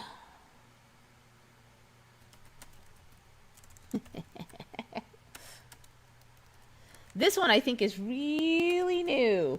So on Reddit, suddenly I saw an image of this dude riding a bear. And it was on there, and then I clicked something, and it, if you know how Reddit is, it's all by voting, and somehow it wasn't on the, it was on the main page for a minute, and it was gone, and I didn't remember what subreddit it was from, and I couldn't find it again. It was like, ugh. The whole thing is a little fishy about how I couldn't find it again. So I did a straight old Google.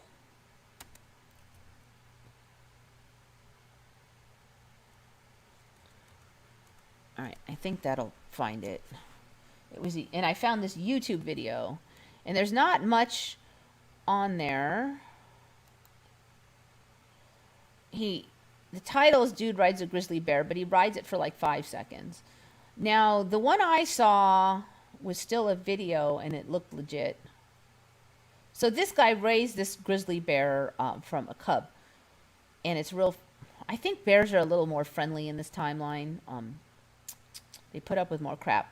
So the original one I saw was this kind of petite-looking girl riding a bear. So it looked a little more believable because she didn't weigh, it looked like she weighed more than 100 pounds. So this dude is kind of a reasonably tall, kind of muscular-looking dude. I mean, he could definitely weigh closer to, you know, I'm not a weight expert, maybe 180, 200 pounds. So that's like double weight. But he gets on this grizzly and he rides that thing. So, and they tease you because they show that. And then at the end, they show him riding it for a short while. And you have to wonder, all right, there's where he rides it again. Oh, not yet. There. He rides it for a short while. But this guy does bop along. He doesn't look like he's hurting. I think in the old timeline, there's no way this bear would put up with it, probably would get hurt. But now this is like the second video I've seen of people riding a bear. And this guy is no lightweight dude. I mean, maybe 200 pounds. So I think we're now where we could ride bears.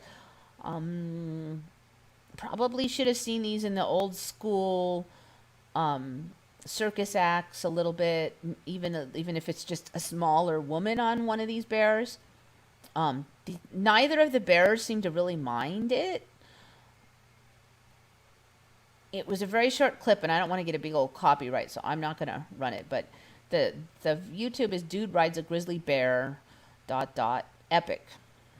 I think we might see more of these.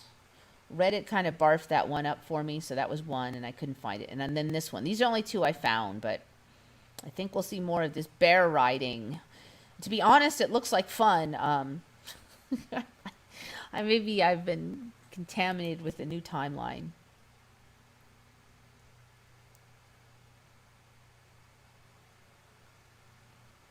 The trick is getting off and away. So this guy and this bear, they roughhouse, and they're dear buds, and he raised this bear, so the bear does not kick his butt. But I don't think on my old timeline these animals could. You used to hear, "Don't ride that, you'll hurt it," blah blah blah. Neither of these bears seem to mind, so I can't imagine they were hurting or that it was super difficult for them, because I just can't imagine a bear would put up with that crap if it hurt or anything. Or even get up and be willing to walk. I mean, you can't make a bear get up and walk while you're sitting on it. He'd be like, no, I'm laying here. I mean, like a cat. You can't even get a cat to walk on a leash hardly. They immediately flop over and they give you the finger. So, yeah, the girl looked like she kind of bopped on, but he's trained this bear to roll over for him. So that bear is very nice. I don't think you can really train bears with too much negative conditioning and not risk getting your butt kicked either. So all the bear training I've seen by these people who live with the bears seems to be positive, mostly positive conditioning. So some days you ride the bear, some days the bear rides you. Yeah, it's I think it might be more of a thing in this timeline. These nicer bears putting up with more stuff. I'm not sure bear riding couldn't be done in my timeline. That guy's a big guy. I don't know. I'm just seeing too many writings of things all of a sudden in this year only. I mean, this is not my first rodeo on Reddit. I've been on Reddit for a number of years. I get really suspicious when I see a giant ton of the same kind of stuff plastered all over Reddit. And this year it's been writing of the weird animals. You know, the other thing lately, and maybe this is part of it, there's been a lot of creepy eyeball things on Reddit. I almost don't want to look at them, but people's eyes swelling up and flipping the other way. It's so gross. I never saw that before either, but these, like, apparently now your eyeballs from allergies can swell all up and then, like, invert.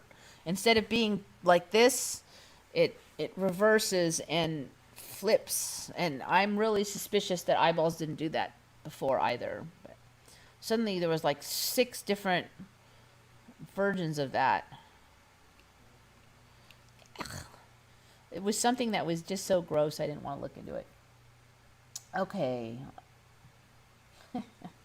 This one is from somebody I know online who is probably one of the first ones to ever see Mandela's that I've ever heard of.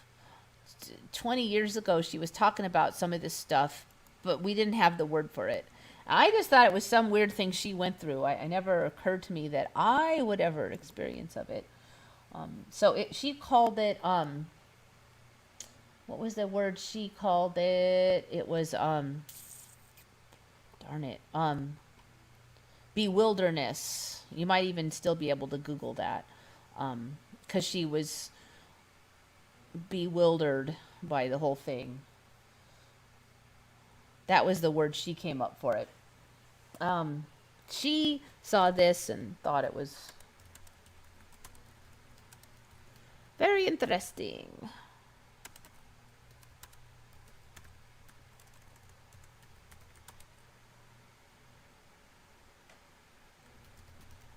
The terminology they choose to use for this.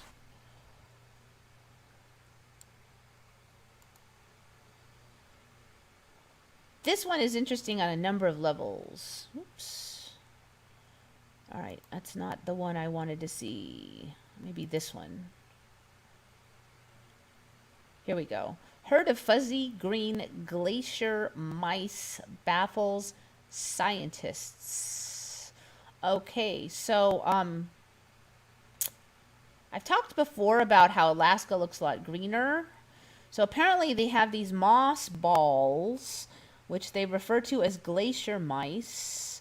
You will notice that they're all kind of separated out like they're little entities. Okay, so these balls are these, usually moss sticks to something, but apparently these just make balls that don't stick to anything, and they move 1 inch a day, and nobody knows how they move 1 inch a day, and they move all as a group in the same direction. So they'll move like this way for a while, then they'll all move that way. But the direction they move has nothing to do with the wind, and it has nothing to do with the slope. So they might all move upslope and against the wind for a while, or they might all move across the slope, or the wind and the slope do not direct the motion. So they don't, scientists don't know what directs the motion or how they move, but they call them glacier mice. Baffles scientists. I don't remember ever being any moss balls, self-motile moss balls on any glaciers whatsoever in my old timeline. So the whole thing is totally whack. So we now have moss that can move an inch a day. They're just resting there on the ice. How do they get to the top of the ice? Why aren't they at the bottom of the ice? How come they don't get snowed under the ice? They move at about the same speed in the same direction. Those speeds and directions can change over the course of weeks. I mean, they've been known about for a really long time, and blah, blah, 1950s, blah, blah, blah. Rolling stones can gather moss, except for there's no stone in here. They're just so these actually roll as they move, so that the underside also gets light, so that supposedly the moss can stay green all the way around or something. So all sides get sunlight at one time. Let's see. When we visited them all, they were all sort of moving relatively slowly initially toward the south, and they all started to speed up and kind of start to deviate toward the west, and then they slowed down again and progressed even farther to the west. So they're pretty big, like a big fist-sized thing. They tagged some of them. They put motion detectors. They put wind detectors. All this blather. Apparently, they're quite long-lived. They're not sure how far. Tiny critters can live inside them, like worms and water bears. I've covered water bears before. I think they're an ME for me, but an older one. This is all pretty weird business. So this one kind of got me started. So I went back and I'm like, well, so they've got this moss all over. Apparently these things are in a lot of places, like different glaciers. They're not really limited to one area. So I started looking at Antarctica because I've talked before about Antarctica becoming a desert archipelago and there being a lot of areas that didn't have snow. So I'm like, okay, do we have moss all over Antarctica? So where's that one at?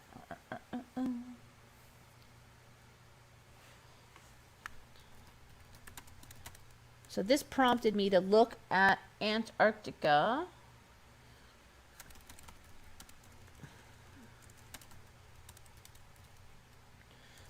And I looked at this not that long ago. And I'm quite positive that Antarctica did not have grasslands last I checked. Wait, maybe I should just go to there. So now it does. Basically, there's these acres of moss. Now there's a special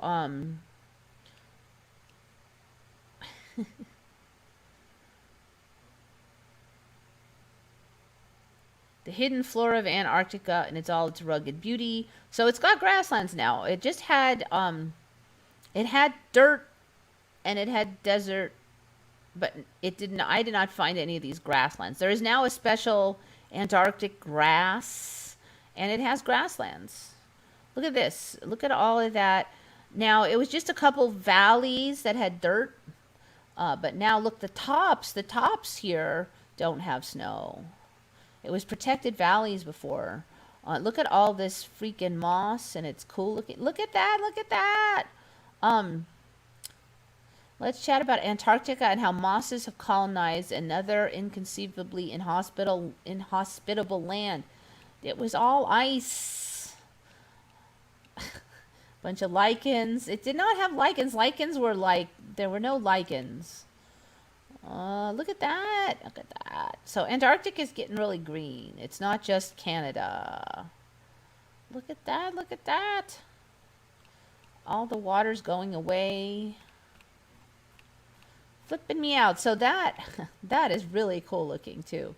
So they called it a desert because it gets so little rainfall or moisture fall.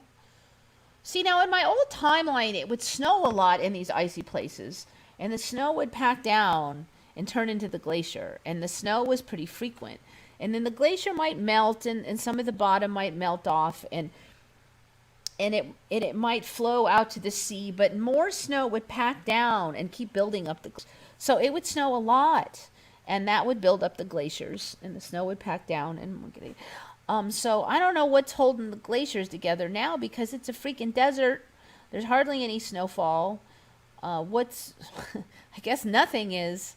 The whole concept of glaciers now is hard for me to wrap my brain around because it made sense before. The snow would feed the glaciers and pack down, and then it would make up for the amount of glacier that flowed back out to the water. So it was all this balance. But now it barely snows, and what's feeding the glacier? If there's moss all over the top of the glacier and these balls of roaming moss, then the snow, I don't know, my brain is like freezing up. No wonder the penguins are now in Sahara and jungle. Yeah, because it's a desert. It's a desert at the Antarctica.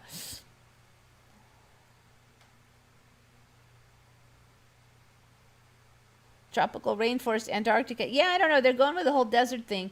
So if there's no freaking rainfall, then how, moss is usually, moss is usually a high rain thing. I've talked about this before, that the moss grows on my roof now. It used to be lichen.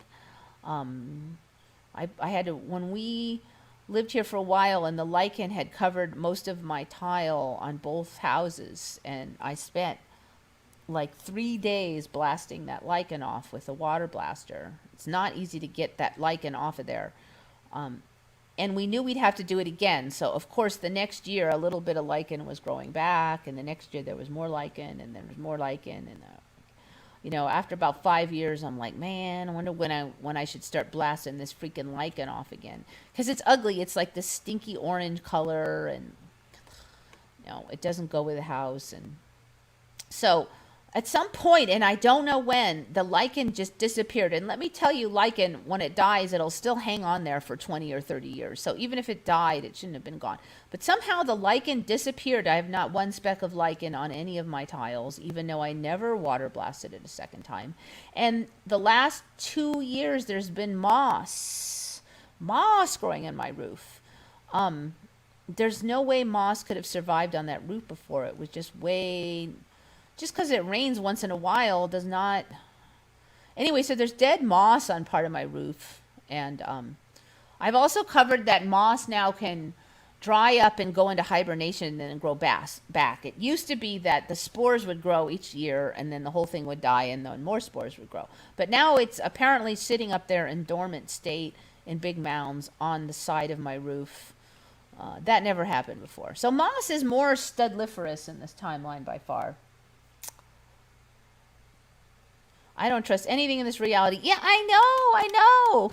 It just gets weirder and weirder. And I'm just wondering, how much does this have to smack people in the face, like the non-woke people?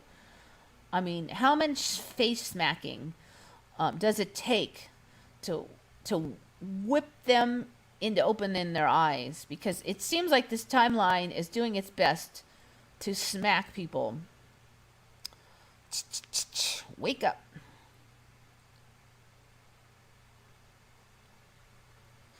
Who even really knows what Antarctica looked like? Studliferous. Yeah, I don't know where I got that word from, but there it is. So yeah, the whole of Antarctica isn't green. But remember, I covered before that Antarctica is a archipelago, so it's mostly islands. It's not solid anymore, and it's a desert. So I'm not totally shocked by this. It seems like it's been moving this way. It is always shocking when you just check something last month and it wasn't there, and boom. Okay, so let's go to one of the more bland Mandelas. The Monkees, the famous, I don't know, is that a pop band, rock band? How do you spell it? Is it Monkees or the Monkees? That's the Emmy I remember before. I remember the Emmy as my timeline had the Monkees, and then the timeline I was in at the time was just monkeys. That was the Mandela I remember for the Monkees. But now the is back, but something else has changed.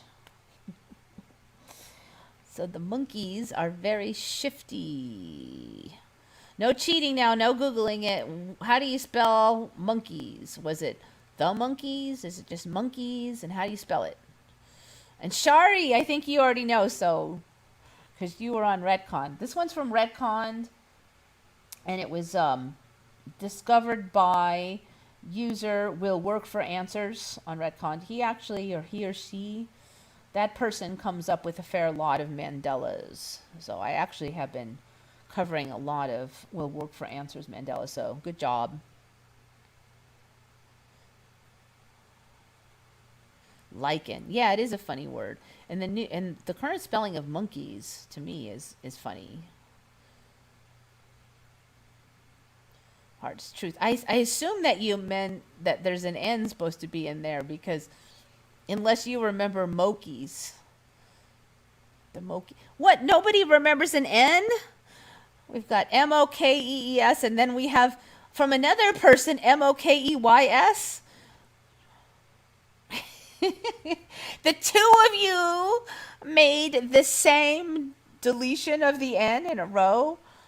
That kind of freaking me out a little bit. Yeah, Heart's Truth repairs it to monkeys. Okay. What are the odds that both of you leave out the N in a row? That's kind of freaky. You kind of scared me there, because I have not checked the monkeys for 2 whole days, and so if it changes to not having an N, I'm going to freak out. I saw Pink Panther the other day.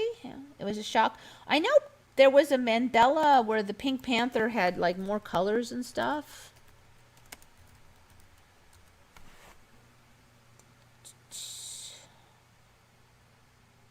Oh, yellow eyes. Did not have yellow eyes before. I think the pink nose, I think, was the old Emmy. That it's like this bright nose. Yeah, no yellow eyes for me. I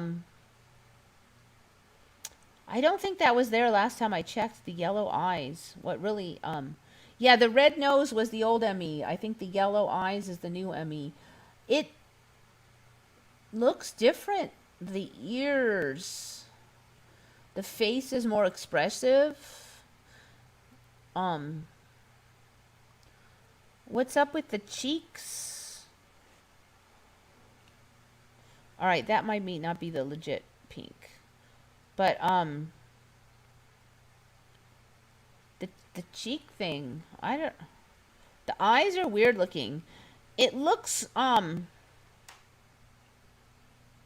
don't think I remember those funky eyebrows either, to be honest. He was very pink. He looks like kind of like, I don't know, it was way more bland.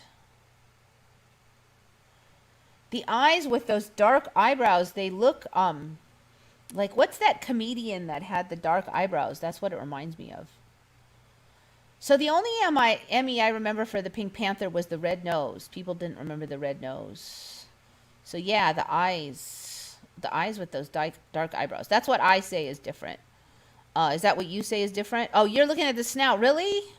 Snout. I'm not sure on that one. I know, I'm quite positive he did not have yellow eyes, though. So many of them the cartoons have gotten colored eyeballs too. All cartoons suffering from jaundice. That's a good one. And it's the original jaundice with the yellow, not the COVID jaundice where you turn black. The dark yellow jaundice that is black for COVID. The plaid panther, his face. Okay, let's see. Monkeys. You know, you guys come from this timeline. I heard you. For me, it was the monkeys was spelled monkeys like a monkey.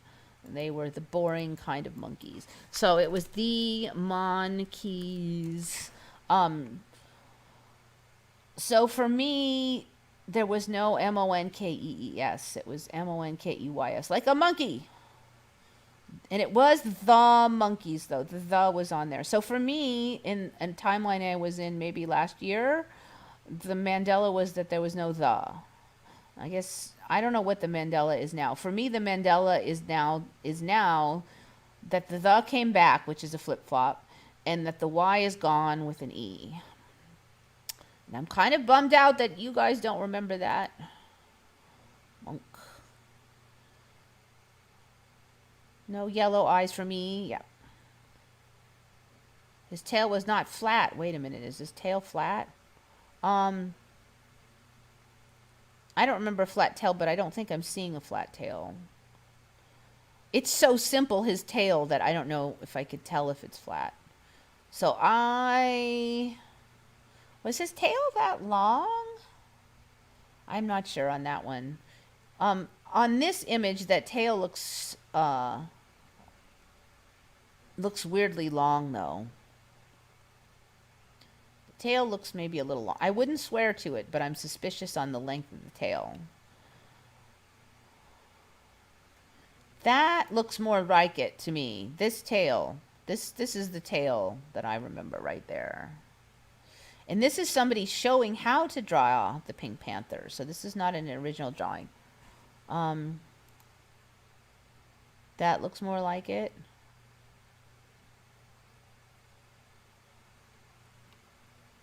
Okay, maybe the tail, maybe those long ones aren't the official guy. Okay, yeah. Okay. So that looks about right for the tail. All right. So Shari, do you remember the monkeys with the Y? Yay!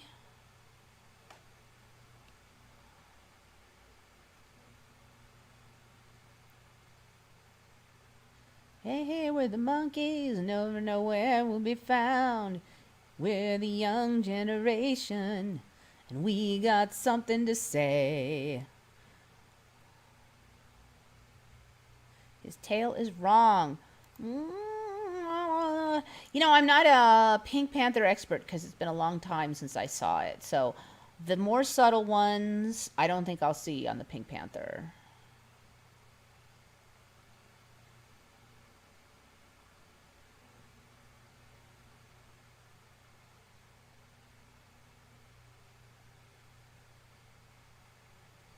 Two E's. You know, I don't... no, I want to say I don't know when that changed, but a year ago it still had the Y for me.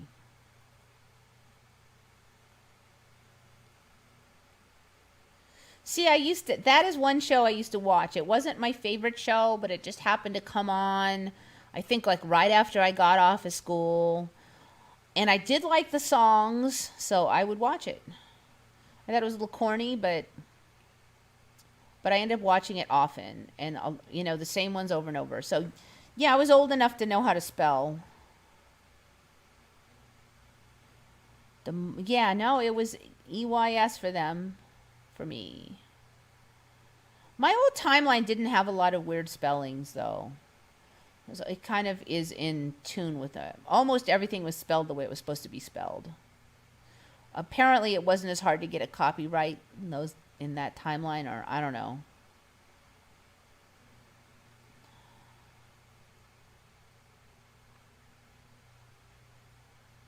Yellow crack smoking eyes in my timeline. The jaundice eyes. You know, that was the song that they played before the TV show all the time, and that's why I really memorized it. All right, let me look up the TV show. But you know what? The TV show called The Monkeys Band. Actually, Wiki should say The Monkeys is an American situation comedy series that first aired on NBC in two. So no, they're still spelling it EES even for the show. The series followed the adventures of four young men. Yeah, nope. The TV show is the same as the band, which makes sense. Of course, you can't trust the timeline to make sense, but I don't know why they would spell it one way and then have the title of the show another way, but this timeline's done weirder things than that. So yeah, nope. Good try, but nope. Davy Jones is now David. Really? Davy Jones is, but they still called him Davy Jones, right? Because if they didn't call him Davy Jones, that's, I don't know if I know the spelling of Davy Jones. I don't know if it's EY or just Y. Davy Jones. Davy Jones. All right. I'm not sure on the spelling on that one, but I don't see David Jones, David Thomas Jones. Okay. So they called him Davy, but his name was David. I don't know on that one. I really wasn't like a fan. I just watched that show all the time, and they had a bunch of their songs on it. And I liked the songs, but I was a little too young. My parents didn't really have a radio.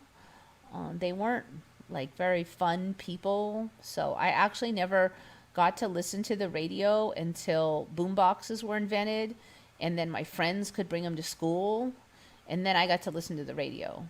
And it was epic because there was a lot of good music I did not know about, and I was like in seventh heaven when boomboxes were invented, because people could bring the radio to school and then I could listen to it at lunch, and I did not know about that music. Back then, commercials, at least in my timeline, did not have good music on them. They were boring.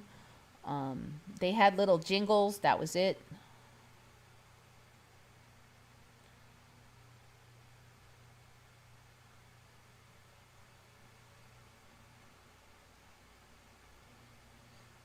So yeah, I knew what was on TV, but I did not know what was on the radio. And I didn't really follow the rock bands.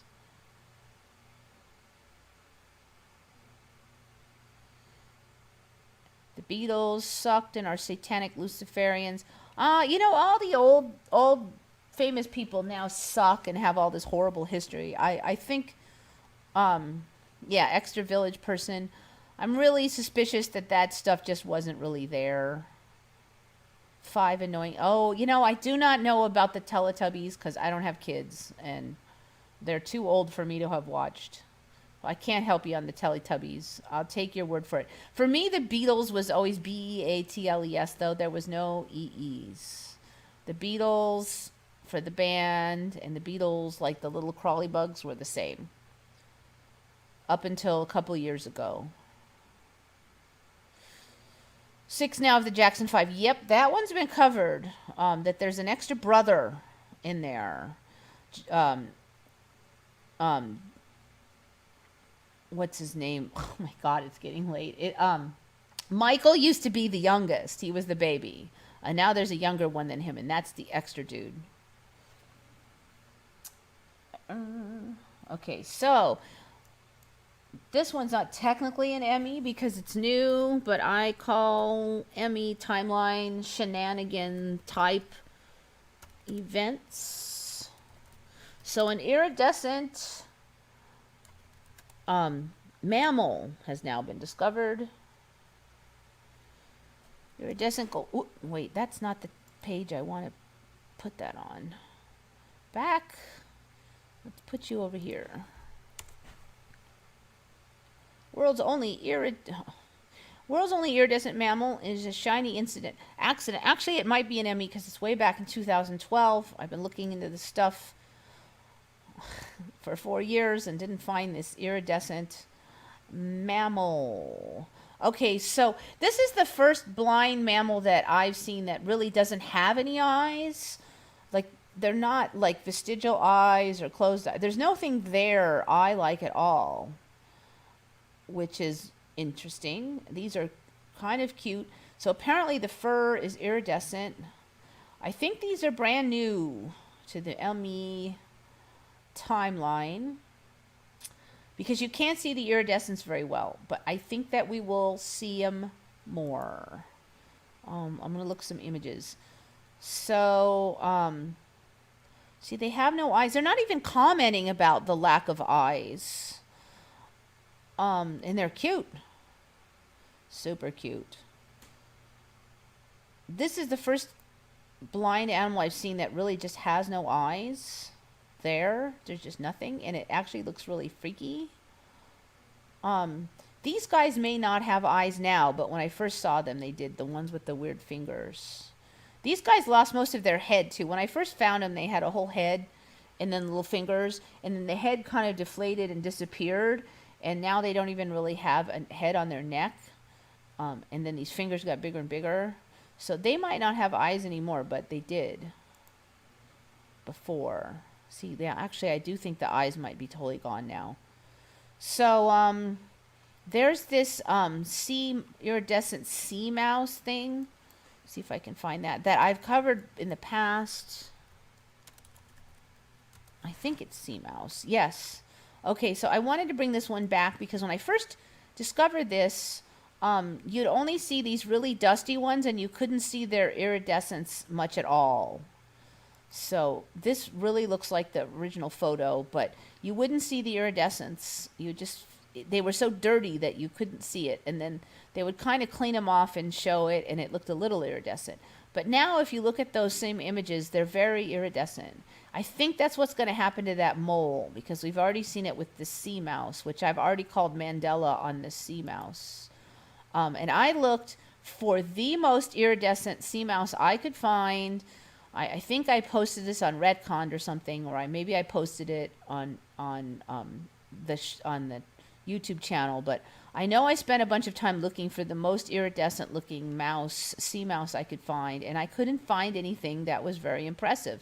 So I was forced to kind of have, a image. Well, now there's lots of very nice iridescent close-ups. Look at that. Look at that.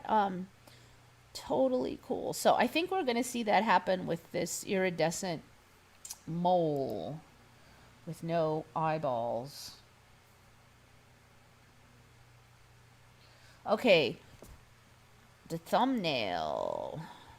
All right, so how many people remember the Home Depot, and how many people remember Home Depot? This was on Retcon, so Retconned people, you may have already seen this. And who was it that found it? It was on Retcon, but it was a different subject. The person that covered it on Retcon was just covering the lack of the. But some commenter, naysayer person, who I did not credit because I guess, I don't know, because I'm mean, I don't know, because they were naysaying. I didn't write it down who did it. My bad. So iridescence is better than rainbow because each hair looks like a different color depending how the light hits it. And iridescence is not a color so much as it is a surface structure that reflects the light into like a prism effect. So it's extra cool. Iridescence is extra cool. So my old timeline, we really didn't have that in very many creatures, but we are able to make it like artificially. But this timeline has a lot of creatures. 6 now in the Jackson 5. Yeah, it's just such a joke. Everybody knew Michael Jackson was the youngest Jackson. He was the baby. All the others looked out for him. Now he's not even, if they didn't even slip the brother in somewhere else. The Jackson 5 has 6 and Michael Jackson's not the baby. That's baloney.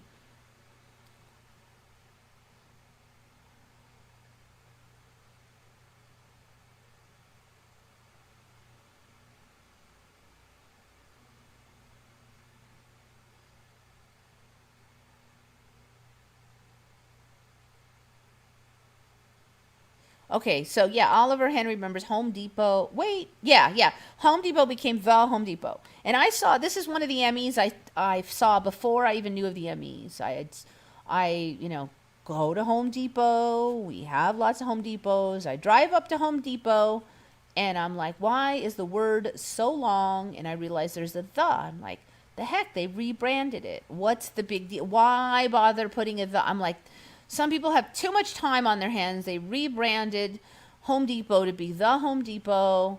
And then they changed all the signs, which is expensive. Those signs are not cheap. 10, 20,000 is my understanding for those big signs. Then they had to recenter it all on the building. And then at first I thought, well, maybe, this newer Home Depot has a big TH on it. But then I realized that all the Home Depots in the area all have the. I'm like, well, that must have been really expensive. And they did a really good job replacing the sign because you can't see any vestiges of the old sign and it's all perfectly centered. And I just took that all. I just swallowed it because that was the only logical explanation until I learned of the Mandela Effect and that was an ME. Okay, so we spent a lot of time looking for Home Depot all by itself. And somebody found one where you couldn't quite see the and it looked like Home Depot, but then we realized that the was just cut off. And some people even took Photoshop and made a Home Depot by removing the and recentering the Home Depot. But you won't have to do that now because this timeline has a place on Earth. Newbie123 gave me $2.32. Thank you very much. I very much appreciate it. Yen, I think those were. So cool. Thank you. Okay, so there's a place on Earth that has Home Depots now. And if you do a search on Home Depot, you can find images of Home Depot. And that is the one you're looking at. Oops, somebody said there was a few false news reports of Mandela's death, but no effects. No, Mandela died in my timeline. For 3 months. I had to endure endless news reports of the horrible sadness and cruelty of him dying in prison. There were parades. There was this. There were protests. For at least a whole month, you could not live without hearing that on the news. So, yeah, he died in my timeline. And about 3-4 months later, suddenly they were talking about him as he was alive. And I'll tell you, I really thought that I had been working too hard when that happened because I was very confused. I was just like, I didn't want to think about it because it's like being crazy. Him and the other one was the gorilla researcher, what's her name? She had died and then came back right around the same time that Mandela died, and then 4 months later came back. So that is an ME. Mandela is an ME for at least some people.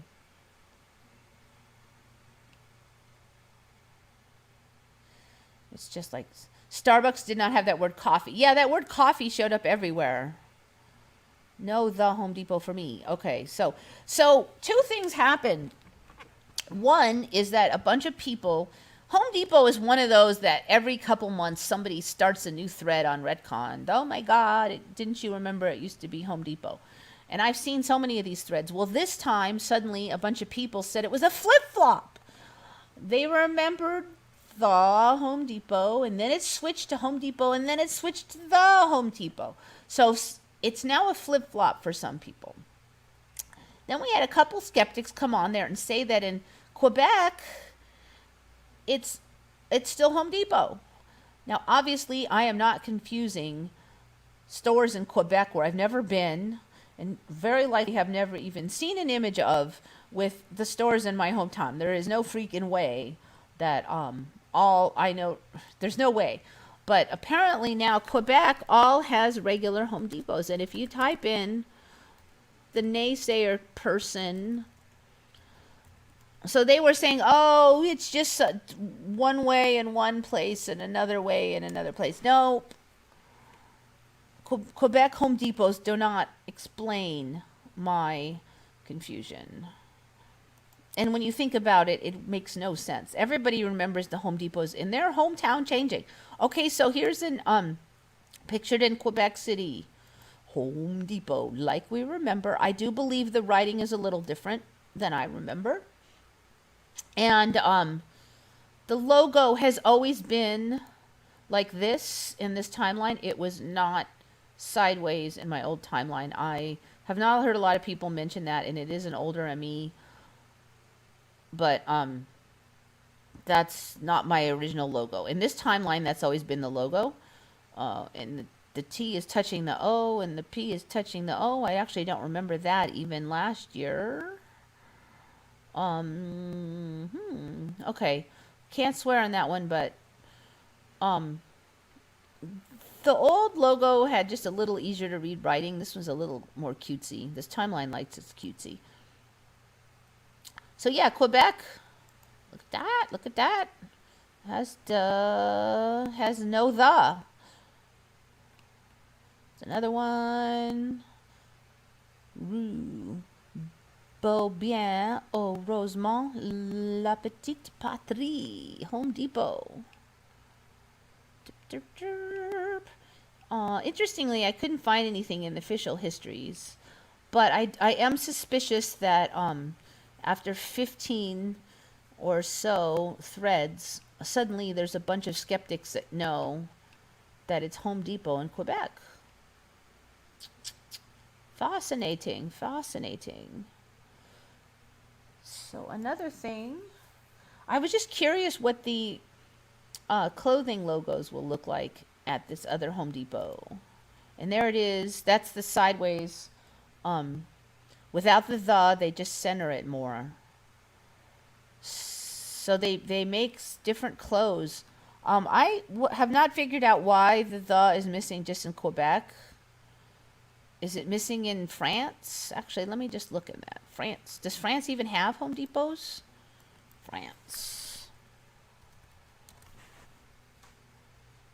Maybe Home Depot store Paris. Maybe Paris also has it. Actually, I just thought of that right now.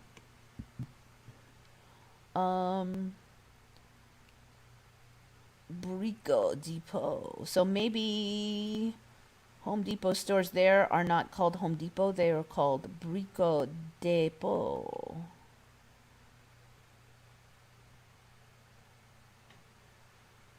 Let me just do a image search. Brico Depot. Okay, so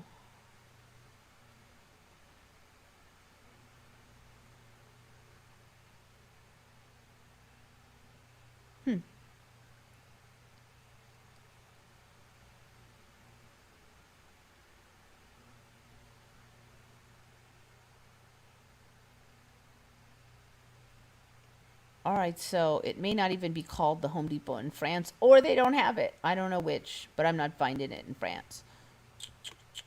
Okay.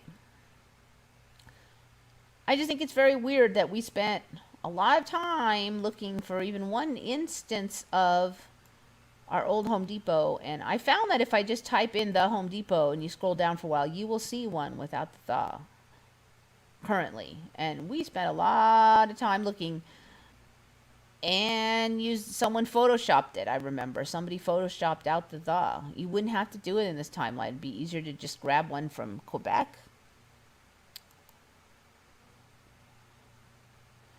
Not clothing, but they have their own smock, what do you call it, apron, and then it has their logo on it. And also their trucks have their logo on it, and it's that sideways thing. So I was wondering how, without the are they going to still have it sideways? Yes, they do. I mean, I was just wondering if I could find my own old logo. Jane Goodall, yeah, that's the one. Jane Goodall died around the same time that Mandela died for me. They were very close. It was first it was Mandela, then Jane Goodall went right after. And so then there was all these memorials and whams, and then suddenly Jane Goodall was alive again, and this Fosse woman had died. And yeah, I was like, who the hell is Fosse? So I'm like, well, I must have gotten Jane Goodall confused with Fosse, but then how could I do that when I never heard of Fosse? And Fosse sounds nothing like Goodall, and and then that thing with the Mandela, and I'm like, oh my God, I was just, I was a little bit scared, and then I just didn't want to think about it, I can kind of see how skeptics just don't want to talk about it, because that's kind of how I was then. I was just like, I'm just not going to think about it anymore. I've been so busy, and I'm tired, and I just didn't get enough sleep, and yeah, that's it. Alberta, Canada is the Home Depot right now for every photo and results. I don't know. You talking about just doing a Home Depot? Wait, let me put it here. The problem is I'm not 100% sure if my past searches, but last time I did this, I scrolled down for a little while and I did find one of them. See if it can happen again. Superstore. And there was that one, but then it's cut off. There, see? I scrolled down a little bit, and there's Home Depot. It's back. And that wasn't the case before. So it's still working. And that was about the same spot as last time, and it was on the right for me, which is the left for you. I wonder if I scroll down more if I'll find another one. Derp, derp, derp.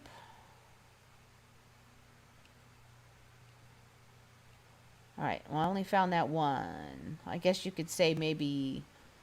Oh, see, now there's another one already.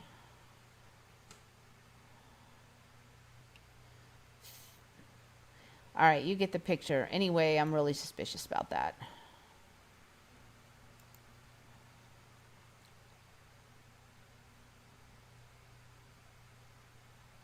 Yeah, see, so many people were looking for Home Depot. So many. It's the Home Depot. As far as I can tell, then, it's everywhere except for Quebec. There's something about Quebec that has the old Home Depot in it.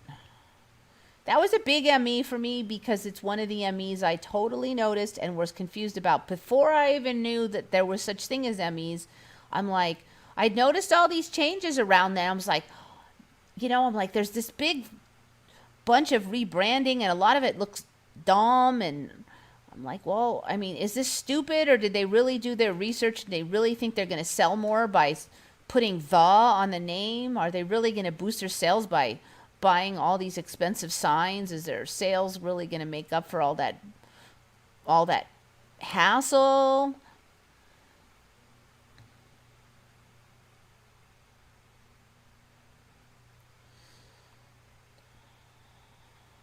And as a business person, I think about those things. So that's one of the reasons I notice. I'm like, I know how expensive these signs are. And I'm like, really? At first I'm like, well, maybe it's a new store, or they had sign damage, so they put up the new sign because they had to buy a new sign anyway. But then every last one had it. Then I'm like, no, they changed them all. That just spent all the money. They just blew all that cash.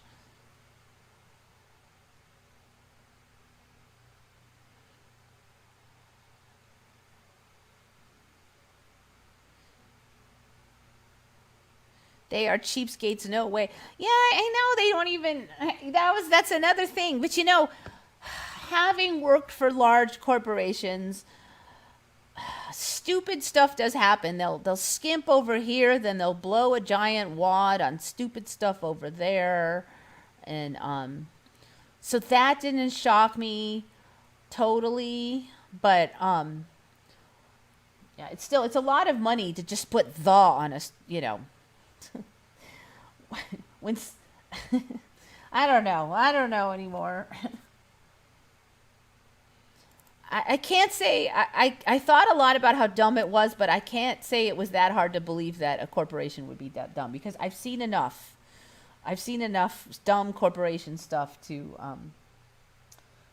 not be totally shocked. Okay.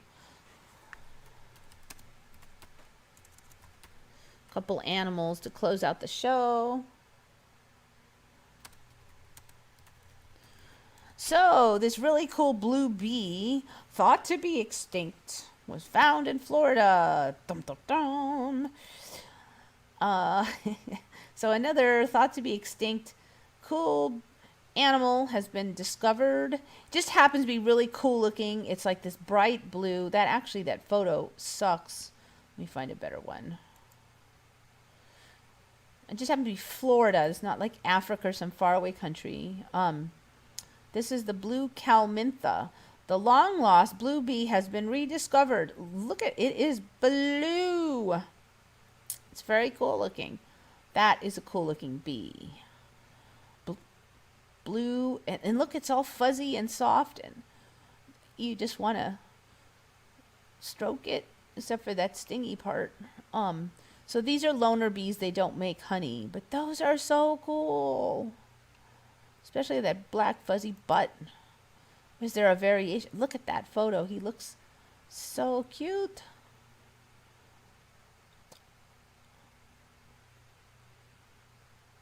I really like that color combo. He really has like this blue fuzzy jacket on and then blue fuzzy pants. I don't know why and I don't like bees either, but that one is so cute. He's so plushy. Yeah. Another weird bee for you.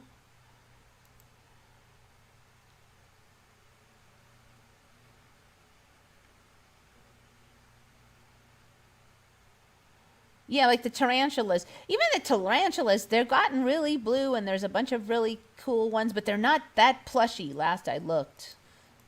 That is a really plushy. It looks like it's like the best hair, like it's a Shiba Inu hair or something. Let me see if any of the tarantulas have gotten that. I like plushy fur on my animals. Plushy. You come to think of it, these tarantulas have gotten a lot more plushy. Look at that one. They just were a little fuzzy. Now they're just hairy. Like really, they used to have some creepy, wiry hairs, but now they're, that one absolutely refuses to load. How about you? Do we not have any loading? Look at how plushy they are. Boink. Yeah, the hairs. Nope, that's not real. Can we have a real guy? Yep. Actually, these are bluer than the last time I looked at them. They're very teal, some of them, too. All right, let's see. We got a purple one.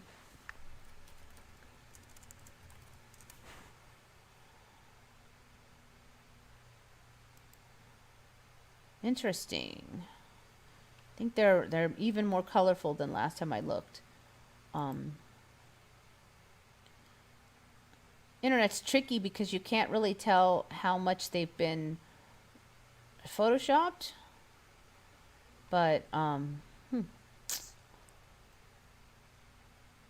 neat. They look less icky when they're purple and very furry instead of black and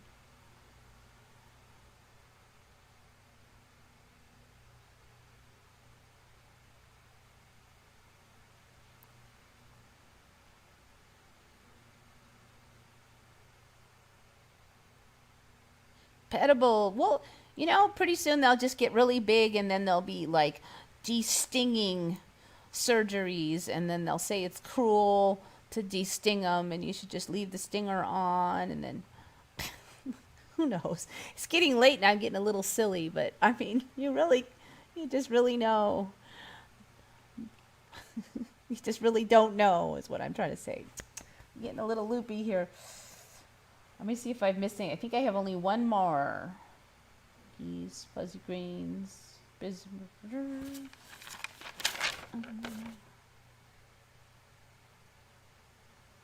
Yep, one more weird animal.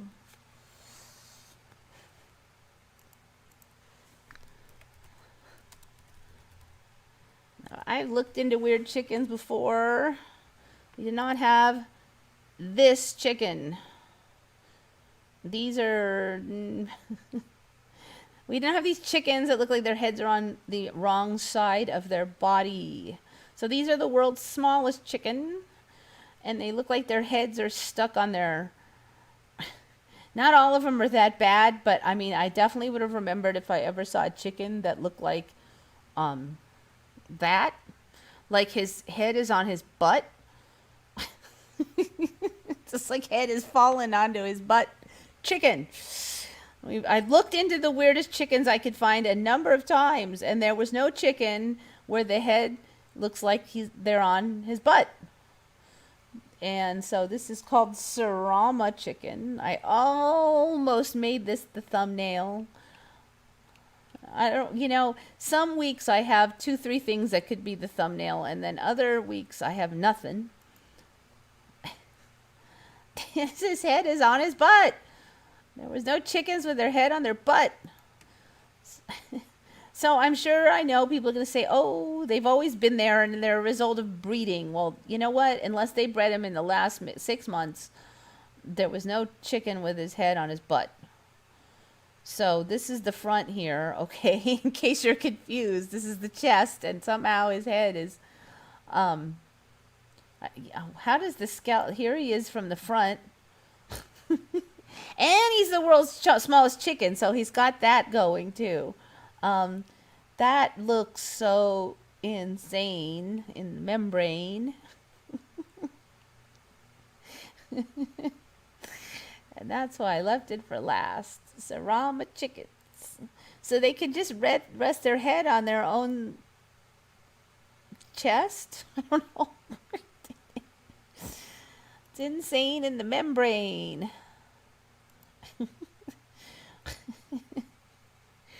I wonder if there's a skeleton. What does the skeleton look like? I'm kind of curious what's going on under all those feathers. Can we see the skeleton? You would think that they would have a skeleton of these. All right, so there's a normal chicken skeleton. So what has to happen for the chest to come way out here and the head to be back there like on the tail? That's the question of the hour. Now, if these have been around for a long time, something tickling me. All right, I should really look around and see how long these have been in existence.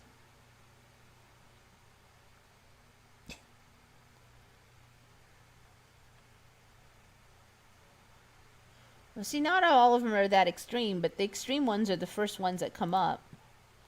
That gives a little better. So their head like dips way down, and then, you know, obviously that's not a very efficient style of existence, but I'm sure people will say that they've been bred to be that way. Sarama chicken wiki.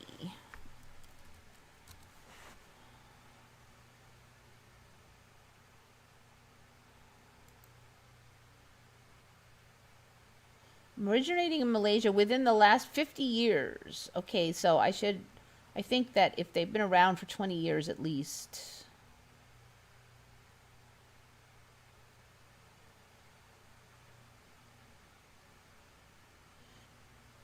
Initially imported into the UK in 2004.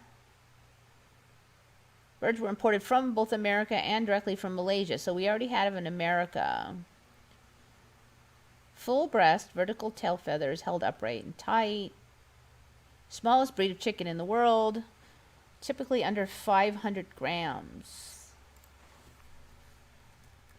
So what is that in pounds for us simpletons? 500 grams is 1 pound. Yeah, that's not much. So, a little more than a can of Coke.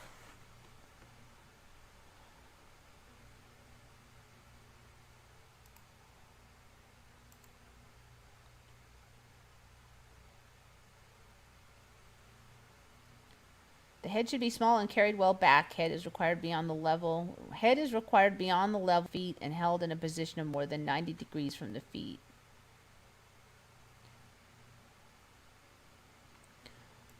Now you would think that they would have a skeleton of these since they're so weird.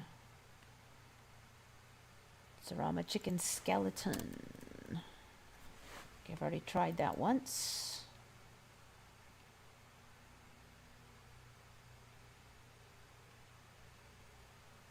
The skeleton has to be considerably different to hold the head way back like that. See, there's nothing. You would think, just, you know, that the Emmy is so much like this, that things that really should be there, if something has been in the timeline and really weird for 20 years, there should be, you know, a reticulated, or that's the word, not reticulated, you know, the movable skeleton version of it. Somebody should have gotten some of those skeletons and at least displayed it in some way, but nothing. Nothing. Look at that. Can you believe that's a real bird? The thing gets weirder every time I look at it. King vulture. There were no vultures with those bright heads. That's ridiculous. Why even have all that? It looks totally fake. That thing gets weirder every time. Oh, and it's growing a big bulby bulb thing on the neck now, like so many of the birds are growing. Psh, look at that. There's all these varieties of them. Color. That one's got a red head. That one's got a blue head.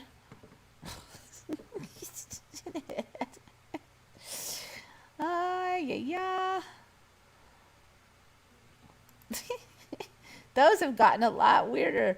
They were colorful before, but they've gotten a lot more colorful since I've looked at them last. Look at that thing. King vulture. Ridiculous.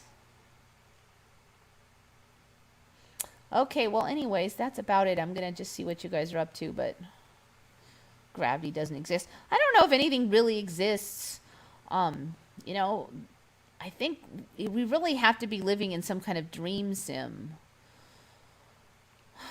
I wonder if I always was. Did I die and I got here? Or is it just higher frequency making it more obvious? I tend to think that's it. There were weird stuff going way back, but it was just few and far between weird events. They weren't like smacking me upside the face daily like they do now.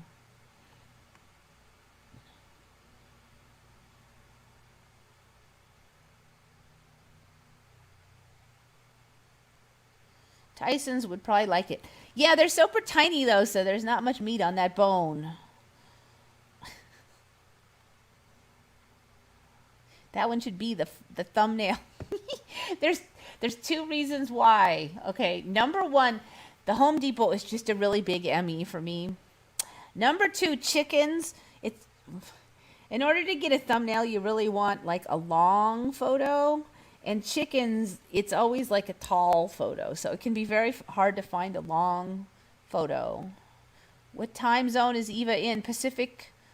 I can't remember if it's daylight or standard, but it's Pacific.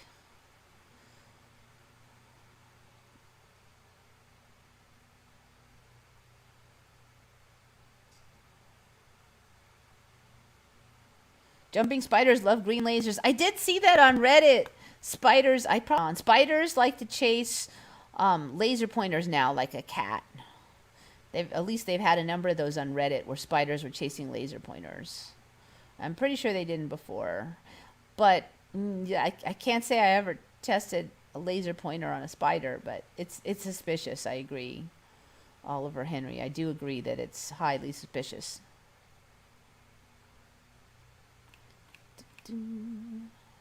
Birds must now wear masks. Yeah.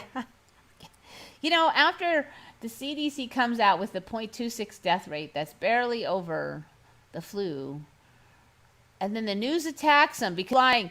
They weren't lying when they said masks and no masks and all the 10 times that their projections are wrong. Every time they come up with a new projection that we're all going to die, even though the last 9 were wrong, they don't attack them. But now they say the death rate is low, and suddenly, oh my God, they must be lying. But, you know, now I found that, and then I found the all-cause deaths, and I'm looking at the all-cause deaths, and I don't know what's going on. Or maybe what's going on is different in every timeline, but I'm really curious. You know, hopefully it'll shake out what the answer is going to be for why some of these states have all these deaths. You know, and all the deaths come right after the lockdowns. Um, if that many deaths came from the lockdowns, then the percentage of people who got sick that were locked down should be higher than 66%. A lot higher to count for all that. So, you know, are they going to spin the lack of vitamin D and stress did it? Um, because you know, there's the Cuomo. I don't know if you've heard. Probably some of you have heard that the big stink now is that Cuomo. I don't know if you're supposed to technically know about it, but and this again is another really stupid sounding thing. But so supposedly after all the plather of saying that we have to keep the sea out of the nursing homes, and you can't visit nursing homes. You got to do window visits. You can't go in because you might bring the sea to the nursing homes and kill a bunch of old people. But at the same time, the hospitals were supposedly releasing sea patients into the nursing homes and telling the nursing homes that they could not deny taking in these sea patients. And they weren't even informing the nursing homes which ones had the sea. So of course, then the sea spread supposedly through all these nursing homes in New York. And then supposedly Cuomo changed the way he tabulated nursing home deaths to make more of them sound like regular deaths and not nursing home deaths when he realized his mistake and he didn't want to get caught. So they're saying like 80% or something like that of all the deaths in New York from nursing homes, and that it had to do with this policy of forcing the sick sea patients back into the nursing homes. The one place you wouldn't want them. But a whole bunch of states did that. In fact, California did that too. And we don't have a giant spike-a-roni of deaths. So if it killed a gajillion people in New York, why didn't it kill a gajillion people in California? You know, in San Francisco. So I don't know. Is the timeline going to come up with an answer? Waiting to see. It's like a big soap opera. What will the timeline come up with next? We've got the New World Order project. All these weird deaths. Maybe it's not a coincidence that I looked for 2 months looking for the all-cause deaths and couldn't find it. Maybe I had to get further down the timeline before I could find it. I looked for it for 2 months and I can't find it, and then suddenly I stumble on it out of random. It's weird. I mean, if they don't want that out there, the CDC didn't have to make that damn chart. There it is. Suddenly, the CDC is making charts and releasing data that make the sea sound like what we seem to be observing it to have been this whole time.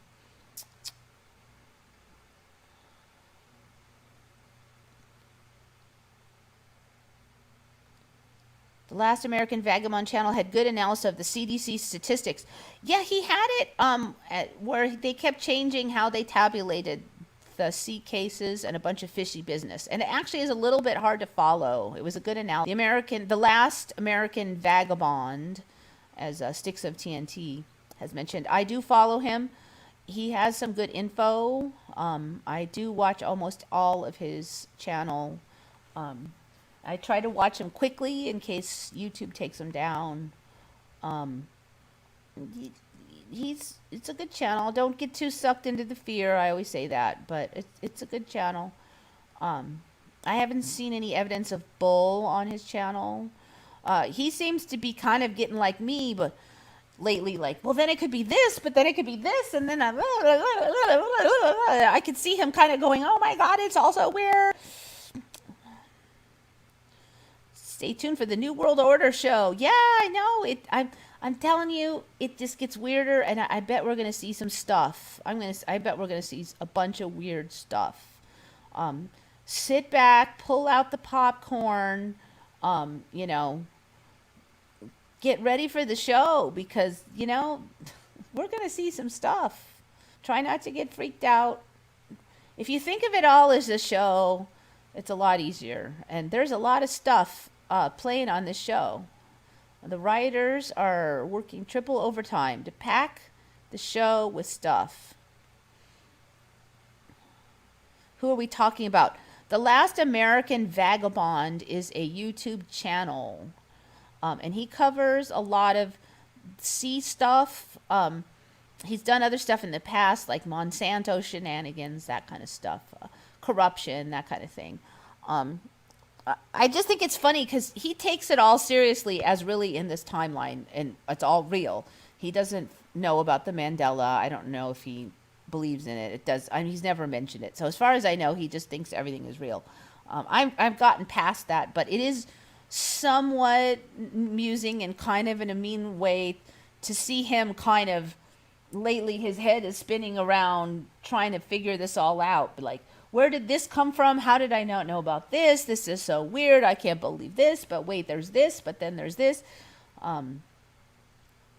Yeah, I could see his head spinning around, and that, you know, without knowing the Mandela and seeing all this, it would be even more insane.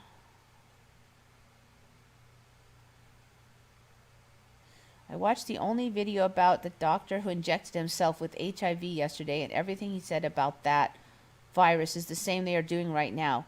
I'm going to have to look into that. I've been hearing all this weird shenanigans about HIV, and I don't remember any of that in my old timeline. So I think there must be a bunch of, so many things I've mentioned before. There's so much weird stuff about how vaccines are bad right now that wasn't in my old timeline. I'm seeing these pop up just every few weeks. Another piece of evidence about how horrible vaccines are. It just wasn't there. I looked into all this before, and it wasn't there.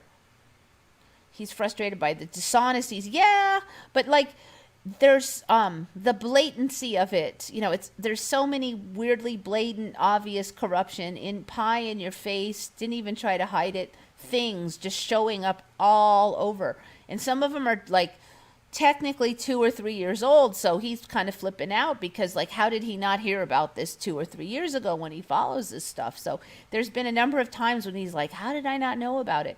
You know, and as a Mandela follower, you're like, yeah, you know, stuff sneaks into the past, but he doesn't know about it. So his brain is going quadruple overload trying to figure this mess out.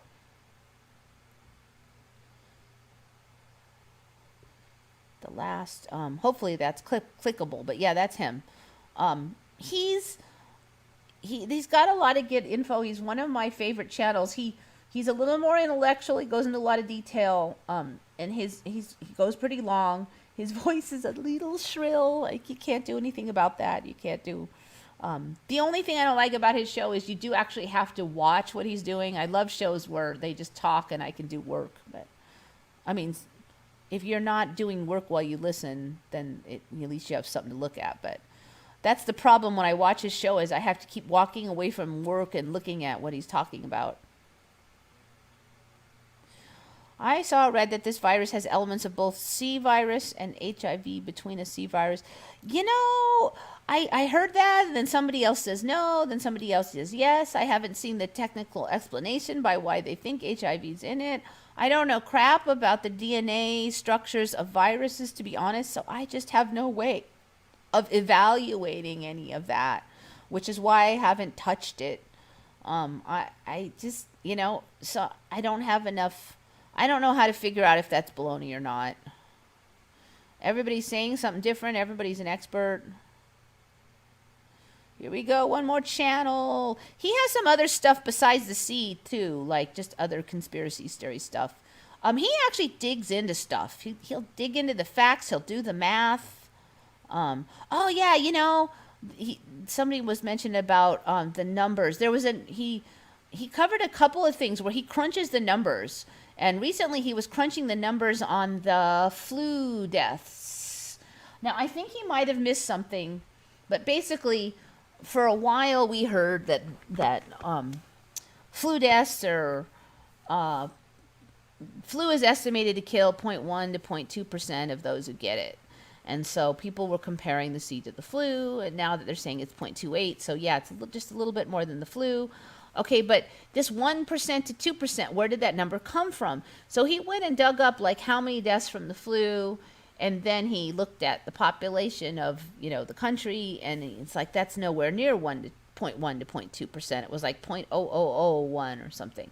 But what he may be missing is in-depth knowledge of how they tabulate, because historically, they wouldn't write flu as the death. They would write pneumonia, or whatever, heart failure.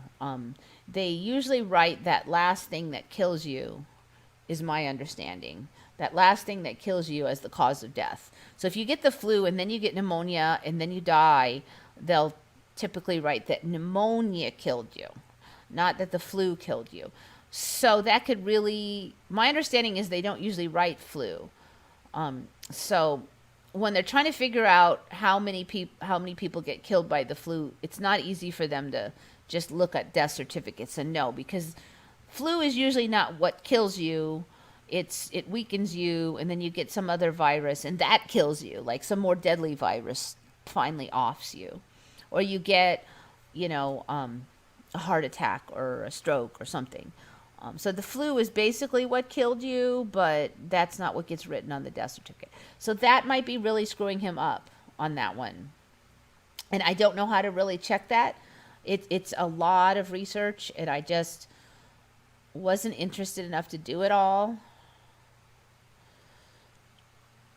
And it may not be find outable. I've noticed a lot of time, it's just like this all-cause deaths. I spent 2 months looking for it and couldn't find it. Google sucks now. You can't find anything on Google. Some somewhat basic searches that I have done in the few weeks have come up with only 8 pages, 5 pages, 2 pages of results. That never used to happen. Unless you typed random mashings of your keyboard, you would get 200 pages worth of stuff on a Google search before. And unless the words were really strange, most of the stuff that I search for, most of the searches don't even have all the words in them anymore. Google is just horrible. And now YouTube suddenly, like this week, has got a new level of awful in their search engine. Because now when you try to search something, all I get now when I try to search something is mainstream media. Like, I'll get all these videos from Fox and CNN and ABC, and the first 50 results are them. Because it used to be like, say that there was some weird clip or some meme or something, I could just type that in on Google and I'd get regular people posting it. But now I get 50 pages of mainstream media. And you know what? I don't go to YouTube to see mainstream media. I go to YouTube to see anything but the mainstream media. I don't want to go through. First of all, when mainstream media plays a clip, they only play a little piece of it, and I always want to see the whole clip. I want to see every last thing. Like if there was some police brutality, I want to see the entire clip, all the things that were said before, in the middle, and at the end of the clip, not just the little piece in the middle. I want to hear it all. I used to go to YouTube to see all that, and I just type it in, and the first 5 results would be the whole clip. This last time, 2-3 times I did it, there was 50 pages of CNN. So I'm really starting to get disgusted with YouTube. MSM,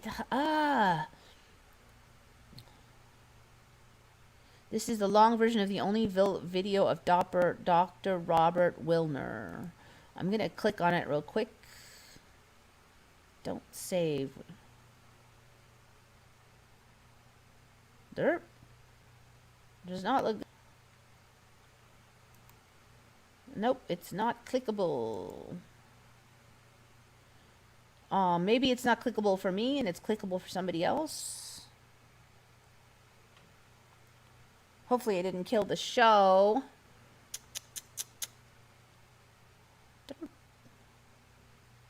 Oh, we're almost at 3. Google is so annoying now. It keeps giving results without the words I'm searching.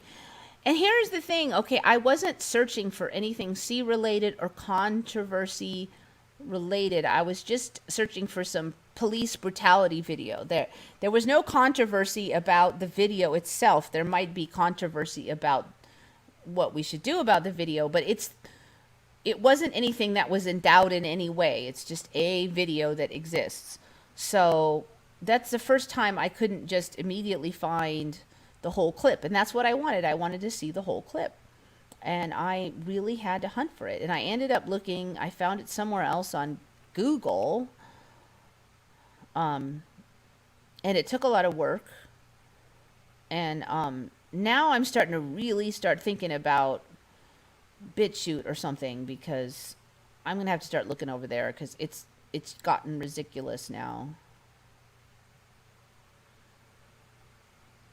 People left MSM for YouTube. MSM comes to YouTube. People will leave. Well, you know, if MSM is the first one and CNN is the second one, and like first 5 are maybe mainstream TV, but then the 6th one is the stuff I'm looking for, fine. But it was just page after page of mainstream media. You know, you could not even find one of what you were looking for.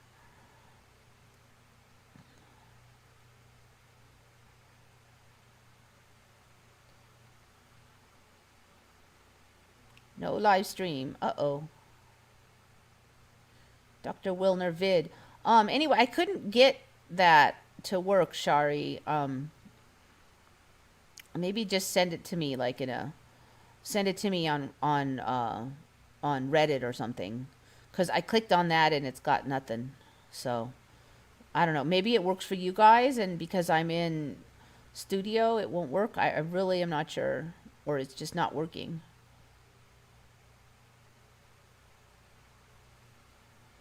There's a browser extension called D-Mainstream where you can deselect things like CNN and Fox from your YouTube searches. Oh, and it works. D-Mainstream. All right, let me just check that. There's like 50, though, that I'm going to have to get rid of, because there's actually a lot of smaller ones that were coming up. D-Mainstream. D-Mainstream YouTube. Remove mainstream media results. Well, interesting. Now, I'm assuming it'll just take them all out for me.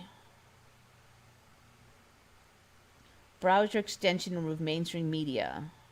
So what do? You get the Firefox extension or the Chrome.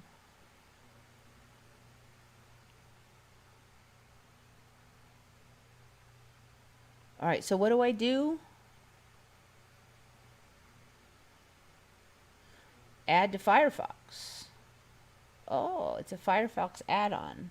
All right, I'm going to have to research that a little bit to make sure that there's not like malware or anything in there. Tracking. I don't know if you heard, I think I mentioned it last week, though, that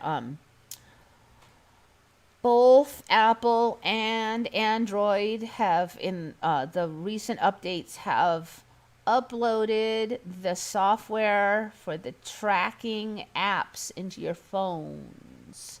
So if did I cover this? Maybe I didn't. So if you got the recent updates, now you have the basic tracking software in your phone. Now, I have heard that Apple even uploads the whole app, and you can actually see it in there, the tracking app, so that they can track you wherever you go if you bring your phone, and it's uploaded. Now, what I've been doing is, I heard about this and I've been denying updates because my phone is set to ask me if it can update, and I say no every time, and it asks me every week, and I just keep going no. But I also heard that Android did it through Google Play, and so it's not a normal update. So maybe I got it anyway. I'm not sure. And if any of you know if denying updates would stop that particular update through Google Play, no, Google Play. It's not Google Play. It's whatever that Play Store is that they use for Android where you get your apps. Supposedly it was through that. So do I have that baloney on my phone, or was I able to block it by denying updates? That's what I'd like to know, because I'd just like to know if that crap is on there. Because supposedly you can buy fabric that blocks the signal and make a pouch that closes really good, very carefully, and block all the signal to your phone. So you could buy this fabric. I don't think it's super expensive. And it's basically like a little mini Faraday cage. And you have to have it closed really good because the 5G wave is very tiny and gets in the cracks. But you can, if you make it right and there's online directions, then you can have this little pouch that blocks all signal to your phone, and then you can stick your phone in there and close it up, and you can carry your phone around, and no, it won't be able to follow your phone, like the trackers won't be able to follow it. Now the downside is you're not going to get any calls through when it's in there. So if somebody calls you, your phone's not going to ring or anything. But at least you can carry your phone without tracking, hopefully. And you need to make a call, you could whip it out and make your call and check your messages or whatever. The reason people are concerned is because they want to and do this contact tracing, and so they you and your phone were within 5 feet of somebody who tested positive for COVID, and then they will, apparently, from what we can tell, will force you to stay in your home and quarantine for 2 weeks, and they will have people that will watch you to make sure that you do it. So you don't want to get near somebody who happens to test positive, who even knows if the tests are accurate. You're probably not even sick, but now you have to quarantine for 2 weeks. And we don't even know, maybe they'll just say that if they want to harass you. Maybe they don't like what you're talking about on YouTube, so they just inform you that you were near a COVID patient. So, it could be definitely be a way to harass people.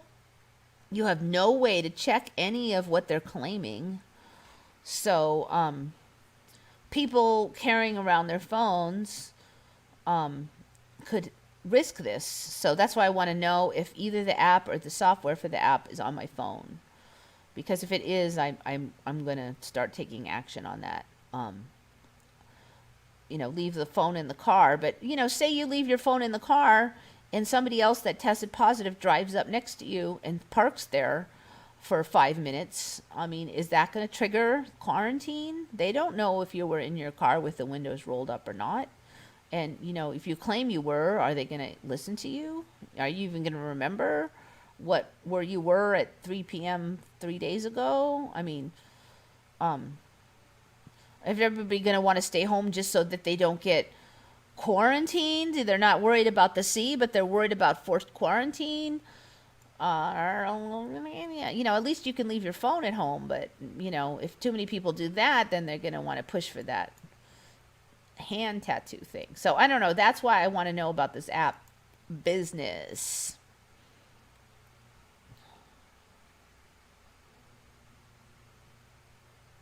I know that if you deny Apple updated Apple updates for too long, your phone doesn't work properly. Yeah. You must accept the terms and conditions before it installs on your phone. Okay, yes and no. Because there's two things they're uploading. There's two things, apparently. I'm a little fuzzy on it because I'm not a computer guy. So Apple and Android uploaded the software that lets the apps work. So that software is in this update. I've heard that some people got the app on their Apple phone. I haven't heard of anybody getting the app on their Android phone. So I'm not sure on the app part, but so it's the software that allows the apps to work, but it's not the actual visible app. So now the question is, what does that software do? I mean, theoretically, it's just the backbones for the app and won't do anything until the app is voluntarily downloaded. But I'm not convinced of that, and I'm just sorry. So if you got the update and it's just a software update, I don't think you have to sign for any terms and conditions. It's how your phone works now. And maybe it's already tracking you. It just doesn't have that. I'm not sure. That's the thing. I mean, it's very fishy. So, what exactly is that?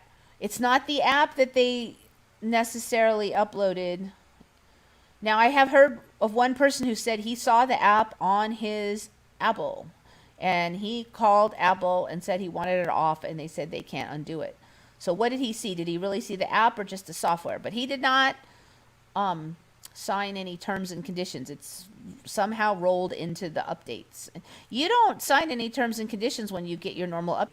Either the update happens automatically or you say yes to the update, and that's it. And it does its thing and it's done. So, yeah. The hated one has good videos for protecting from high-tech tyranny. You know, that guy, I'll tell you why I'm paranoid about the hated one, because that one randomly was offered to me by YouTube. And they never offer anybody interesting. YouTube hasn't offered me anything interesting in like 4 months.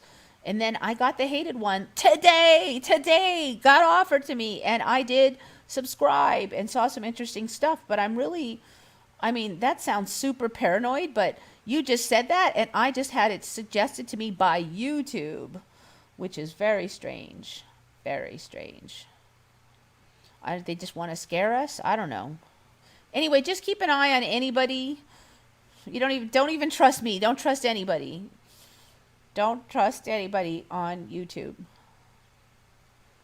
Tech tracing thing is unreal. Whoever would have thought? I know.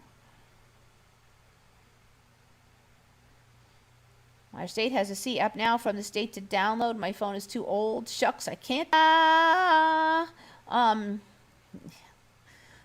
For now, and it's voluntary for now, but I just think they're going to start putting on the pressure, like, you know, you can't do this, you can't do that unless you have the app that proves that you're healthy or something. It's happening too fast. There's going to be some pressure. You know, I think there'll be ways out. There may be some hassles we'll have to endure. You know, I was kind of reading the Bible thing, and it says, you know, don't get the mark of the beast. And then it also says, like, in order to do commerce, you'll have to get the mark of the beast or the number of his name or the something of the something. So there was one of three things you had to do to get commerce. Only one of them was the mark of the beast. Okay, and in the Bible it only said you're really screwed if you get the mark of the beast. It said don't worship the beast. Okay, I think the majority of us are safely not going to do that. But in the Bible it said, it made it sound like there'd be three options: mark of the beast, the number of his name, and there was another one. So I'm thinking that our other two options are going to be the number of his name or other one, like some other forms of ID, numbers, or something like that. So that we'll have that option instead of the mark of the beast. And there'll probably be hassles involved. But so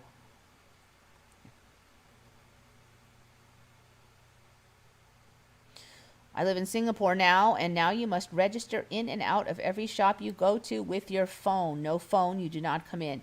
I've heard about that. Yeah, I've heard about some places. I'm sorry that you have that. There were some states talking about doing that here. I don't think that any of them made it law, but they almost did. And some places are doing it. We need more kickback. We gotta say no on this stuff as much as we can. They are very extreme there. I've heard many peculiar things about how they deal with people overseas. Yeah, I don't know, and I don't know. There's just a lot. Hassles is an understatement. Yeah, a lot of this stuff is just bull too, like curfews and stuff. You're not getting rid of any germs with the curfew.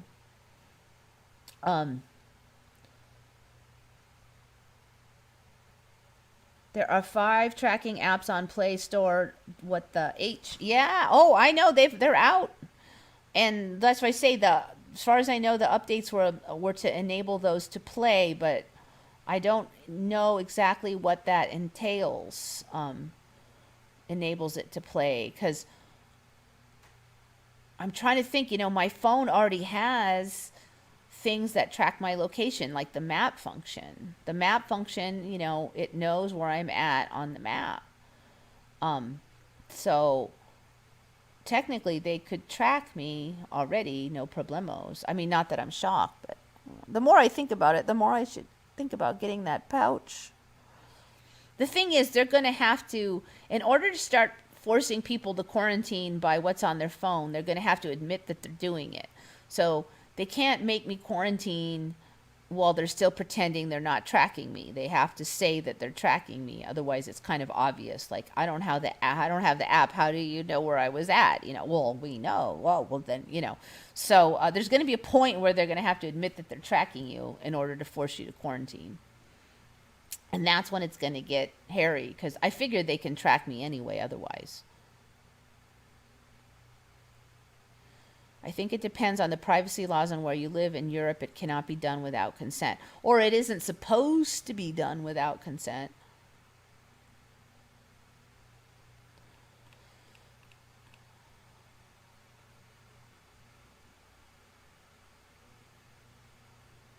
Oh, you got the robo-dogs over there too in Singapore? Oh, no, that was South Korea. You're right. No, it was... I don't think it was Singapore that had the robo-dogs, was it? The robo-dog in the park telling you to wear your masks. COVID. Where was the robo-dogs?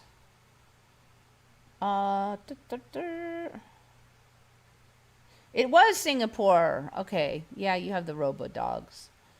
I found... I actually thought of this one on my own, and I'm rather proud of it. I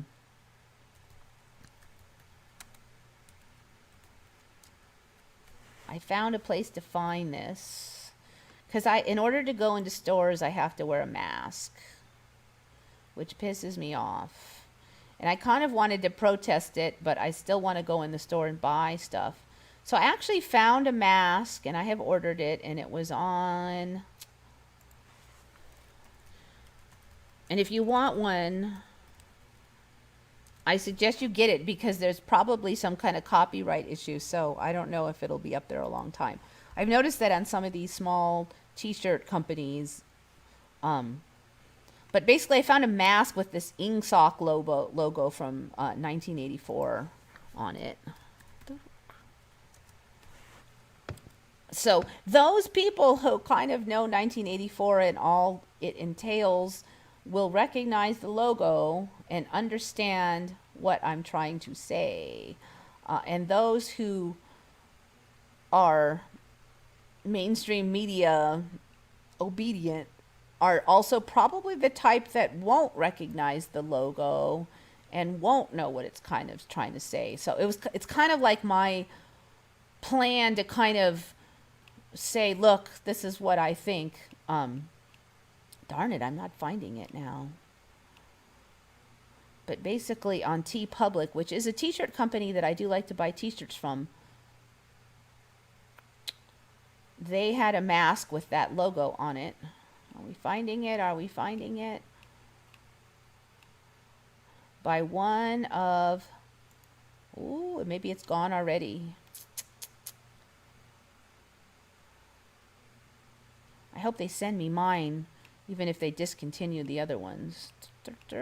Oh, yeah. So it was like a mask with this logo on it. I think it was by KTMS, too. They've been running out of masks, though, so they may not be... they might not have them up all the time.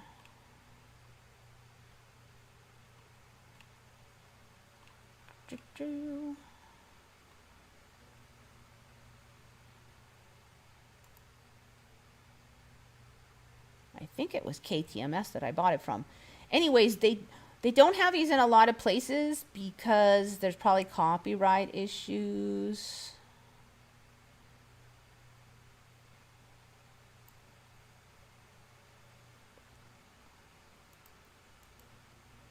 But you look at the logo, and if you don't know anything, it just sounds like, it just looks like a black person and a white person getting along with V for victory. And people will be like, what's Ingsoc? So I can wear that without too many Karens, as they say nowadays, wagging their finger at me. Because they probably won't get it at all. Yeah, this is where this person obviously does not care for Trump that much. Pins, magnet stickers, pins,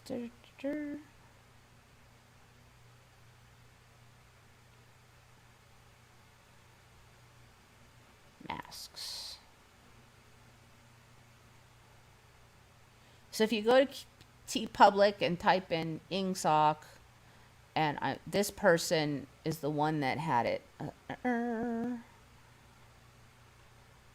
Except for now, I don't see it. Ah, there it is. Okay. So yeah, teepublic.com, ingsoc, find KTMS as the artist. And if you type in ingsoc, you'll find some from that person. And I got this one. This person has a few different ones though that also have ingsoc. So now I can protest my mask while wearing it, which makes me very happy. $10, you got to pay a couple dollars shipping. But I also bought a couple t-shirts, so it'll be combined shipping. I'm very happy. They now have masks as part of a bride's wedding gown. Oh, God. Yeah, I know.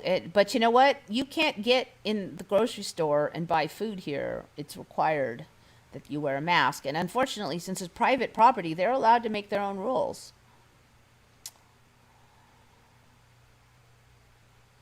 If that were deployed in Malaysia, it'd be stolen. What did they would jump on you and steal it? We must not be talking about a mask. We must be talking about something else.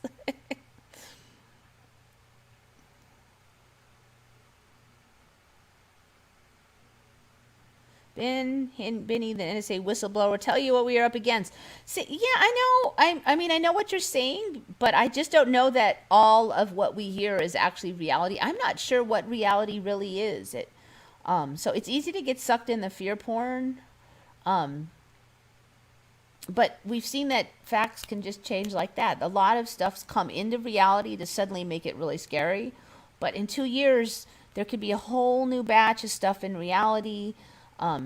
It could turn out that, oh, that was all just false all along, and you remembered it wrong, and you know, you blah, blah, and that was debunked, and it could all be different. So that's why I don't freak out about it as much.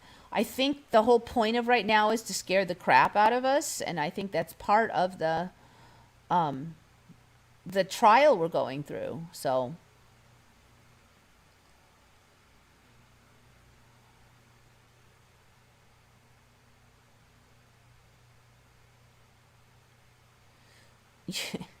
yeah, how are they going to kiss the bride afterwards?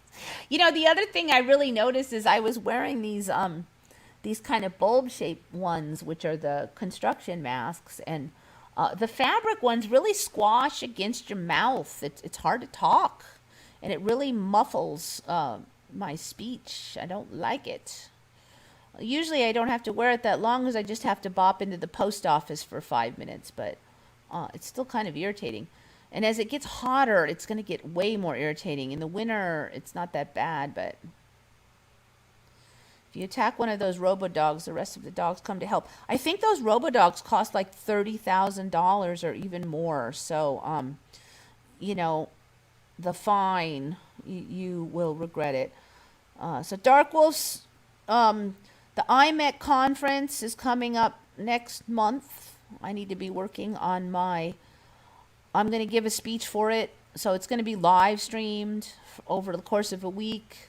I think it's June 20-somethingth is the time. You can go to IMEC World or imecconference.com and find all the info. There's going to be a lot of people that we are making our own videos.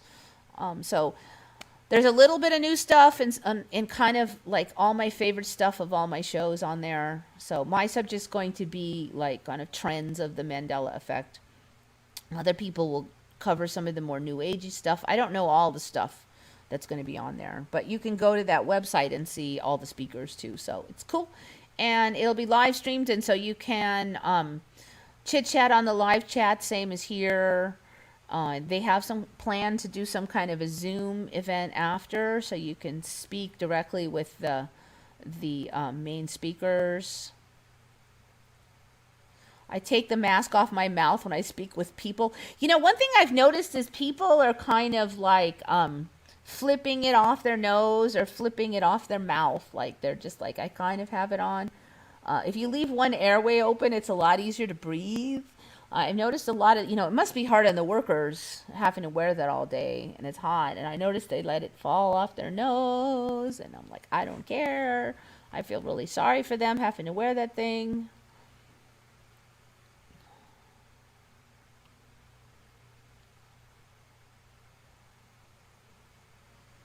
Has anyone noticed that cats act more like dogs now, begging for food, following around the house everywhere?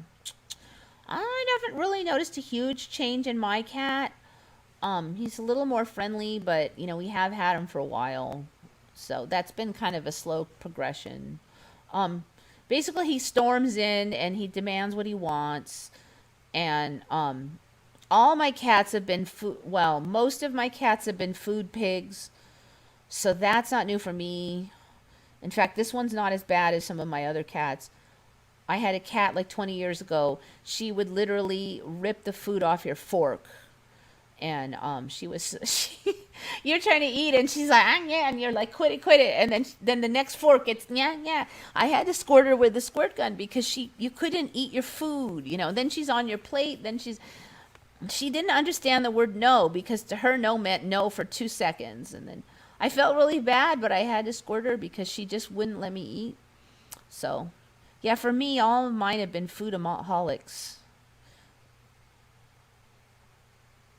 I make something like a camping tent out of my mask so air is flowing from it.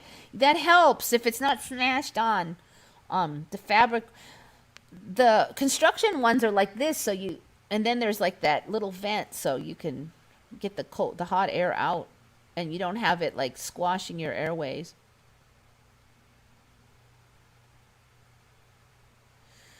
I think the Karen's meme is 1984, bringing the discredit on every people that have a word, even a thought of disagreement. I definitely could see it turning that way. And I definitely feel sorry for anybody who happens to be named Karen. I'm sure that there's not going to be a lot of people named that in the near future. So far, I learned of Karen's meme on Reddit, and I've only seen it used for people that really were being a pain in the butt. I haven't really seen it for just like somebody being outspoken. I mean, these are really obnoxious, irritating people. Anything, I guess, could get turned to be used for evil, but...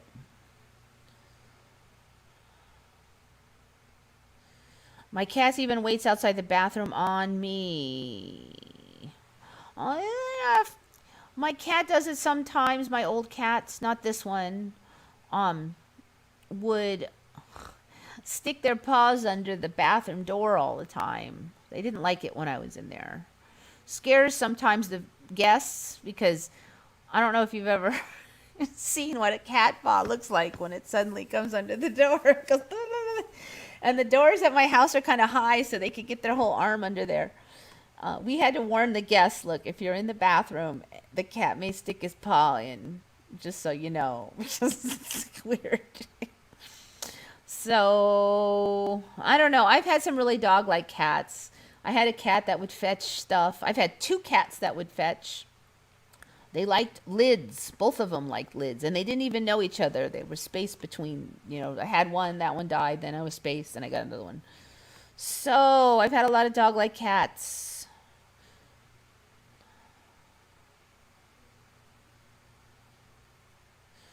I've had some cat-like dogs. So, I don't know. I don't know on that one. I do think that anatomy's changed. My dog started making that purring noise in later years. All her life, she never purred. Dogs can purr now. That was the weirdest thing ever. I've covered that before. I heard that noise, and I could not figure out where that noise came from. And it's like this clicking noise that dogs can make when they purr now. And it doesn't sound anything like a dog would make the noise. So I hear this clicking noise. I could not understand where that noise was coming from. And I had bought these new shoes, and I thought that one of my shoes was making the noise. Like maybe it's... But I couldn't feel any vibration. I'm like, maybe air is squeezing out of somewhere. And because my dog was at my feet, and it never once occurred to me that my dog made that clicking noise. So I'm like, must be my shoe. So then I'm like rocking back and forth, trying to figure which shoe was doing it. And the dog, for whatever reason, would start and stop the clicking noise kind of at random. And so first I thought one shoe did it, then I thought the other shoe did it, then neither shoe was doing it. Then I give up and I walk around the kitchen, and then I hear the clicking from another place. Well, the dog has moved, and I'm like, what is that? It's from over there. And finally, I was looking right at her and like really close, and it was coming from her. And when she makes the noise, her mouth didn't move. You don't see anything. So she's just looking at you, totally not moving, and clicking came out of her. And this is the dog's purr now. They purr like cats. So that was a big fat Emmy. I mean, you have a dog for 12 years and it never purred, and then it starts effing purring.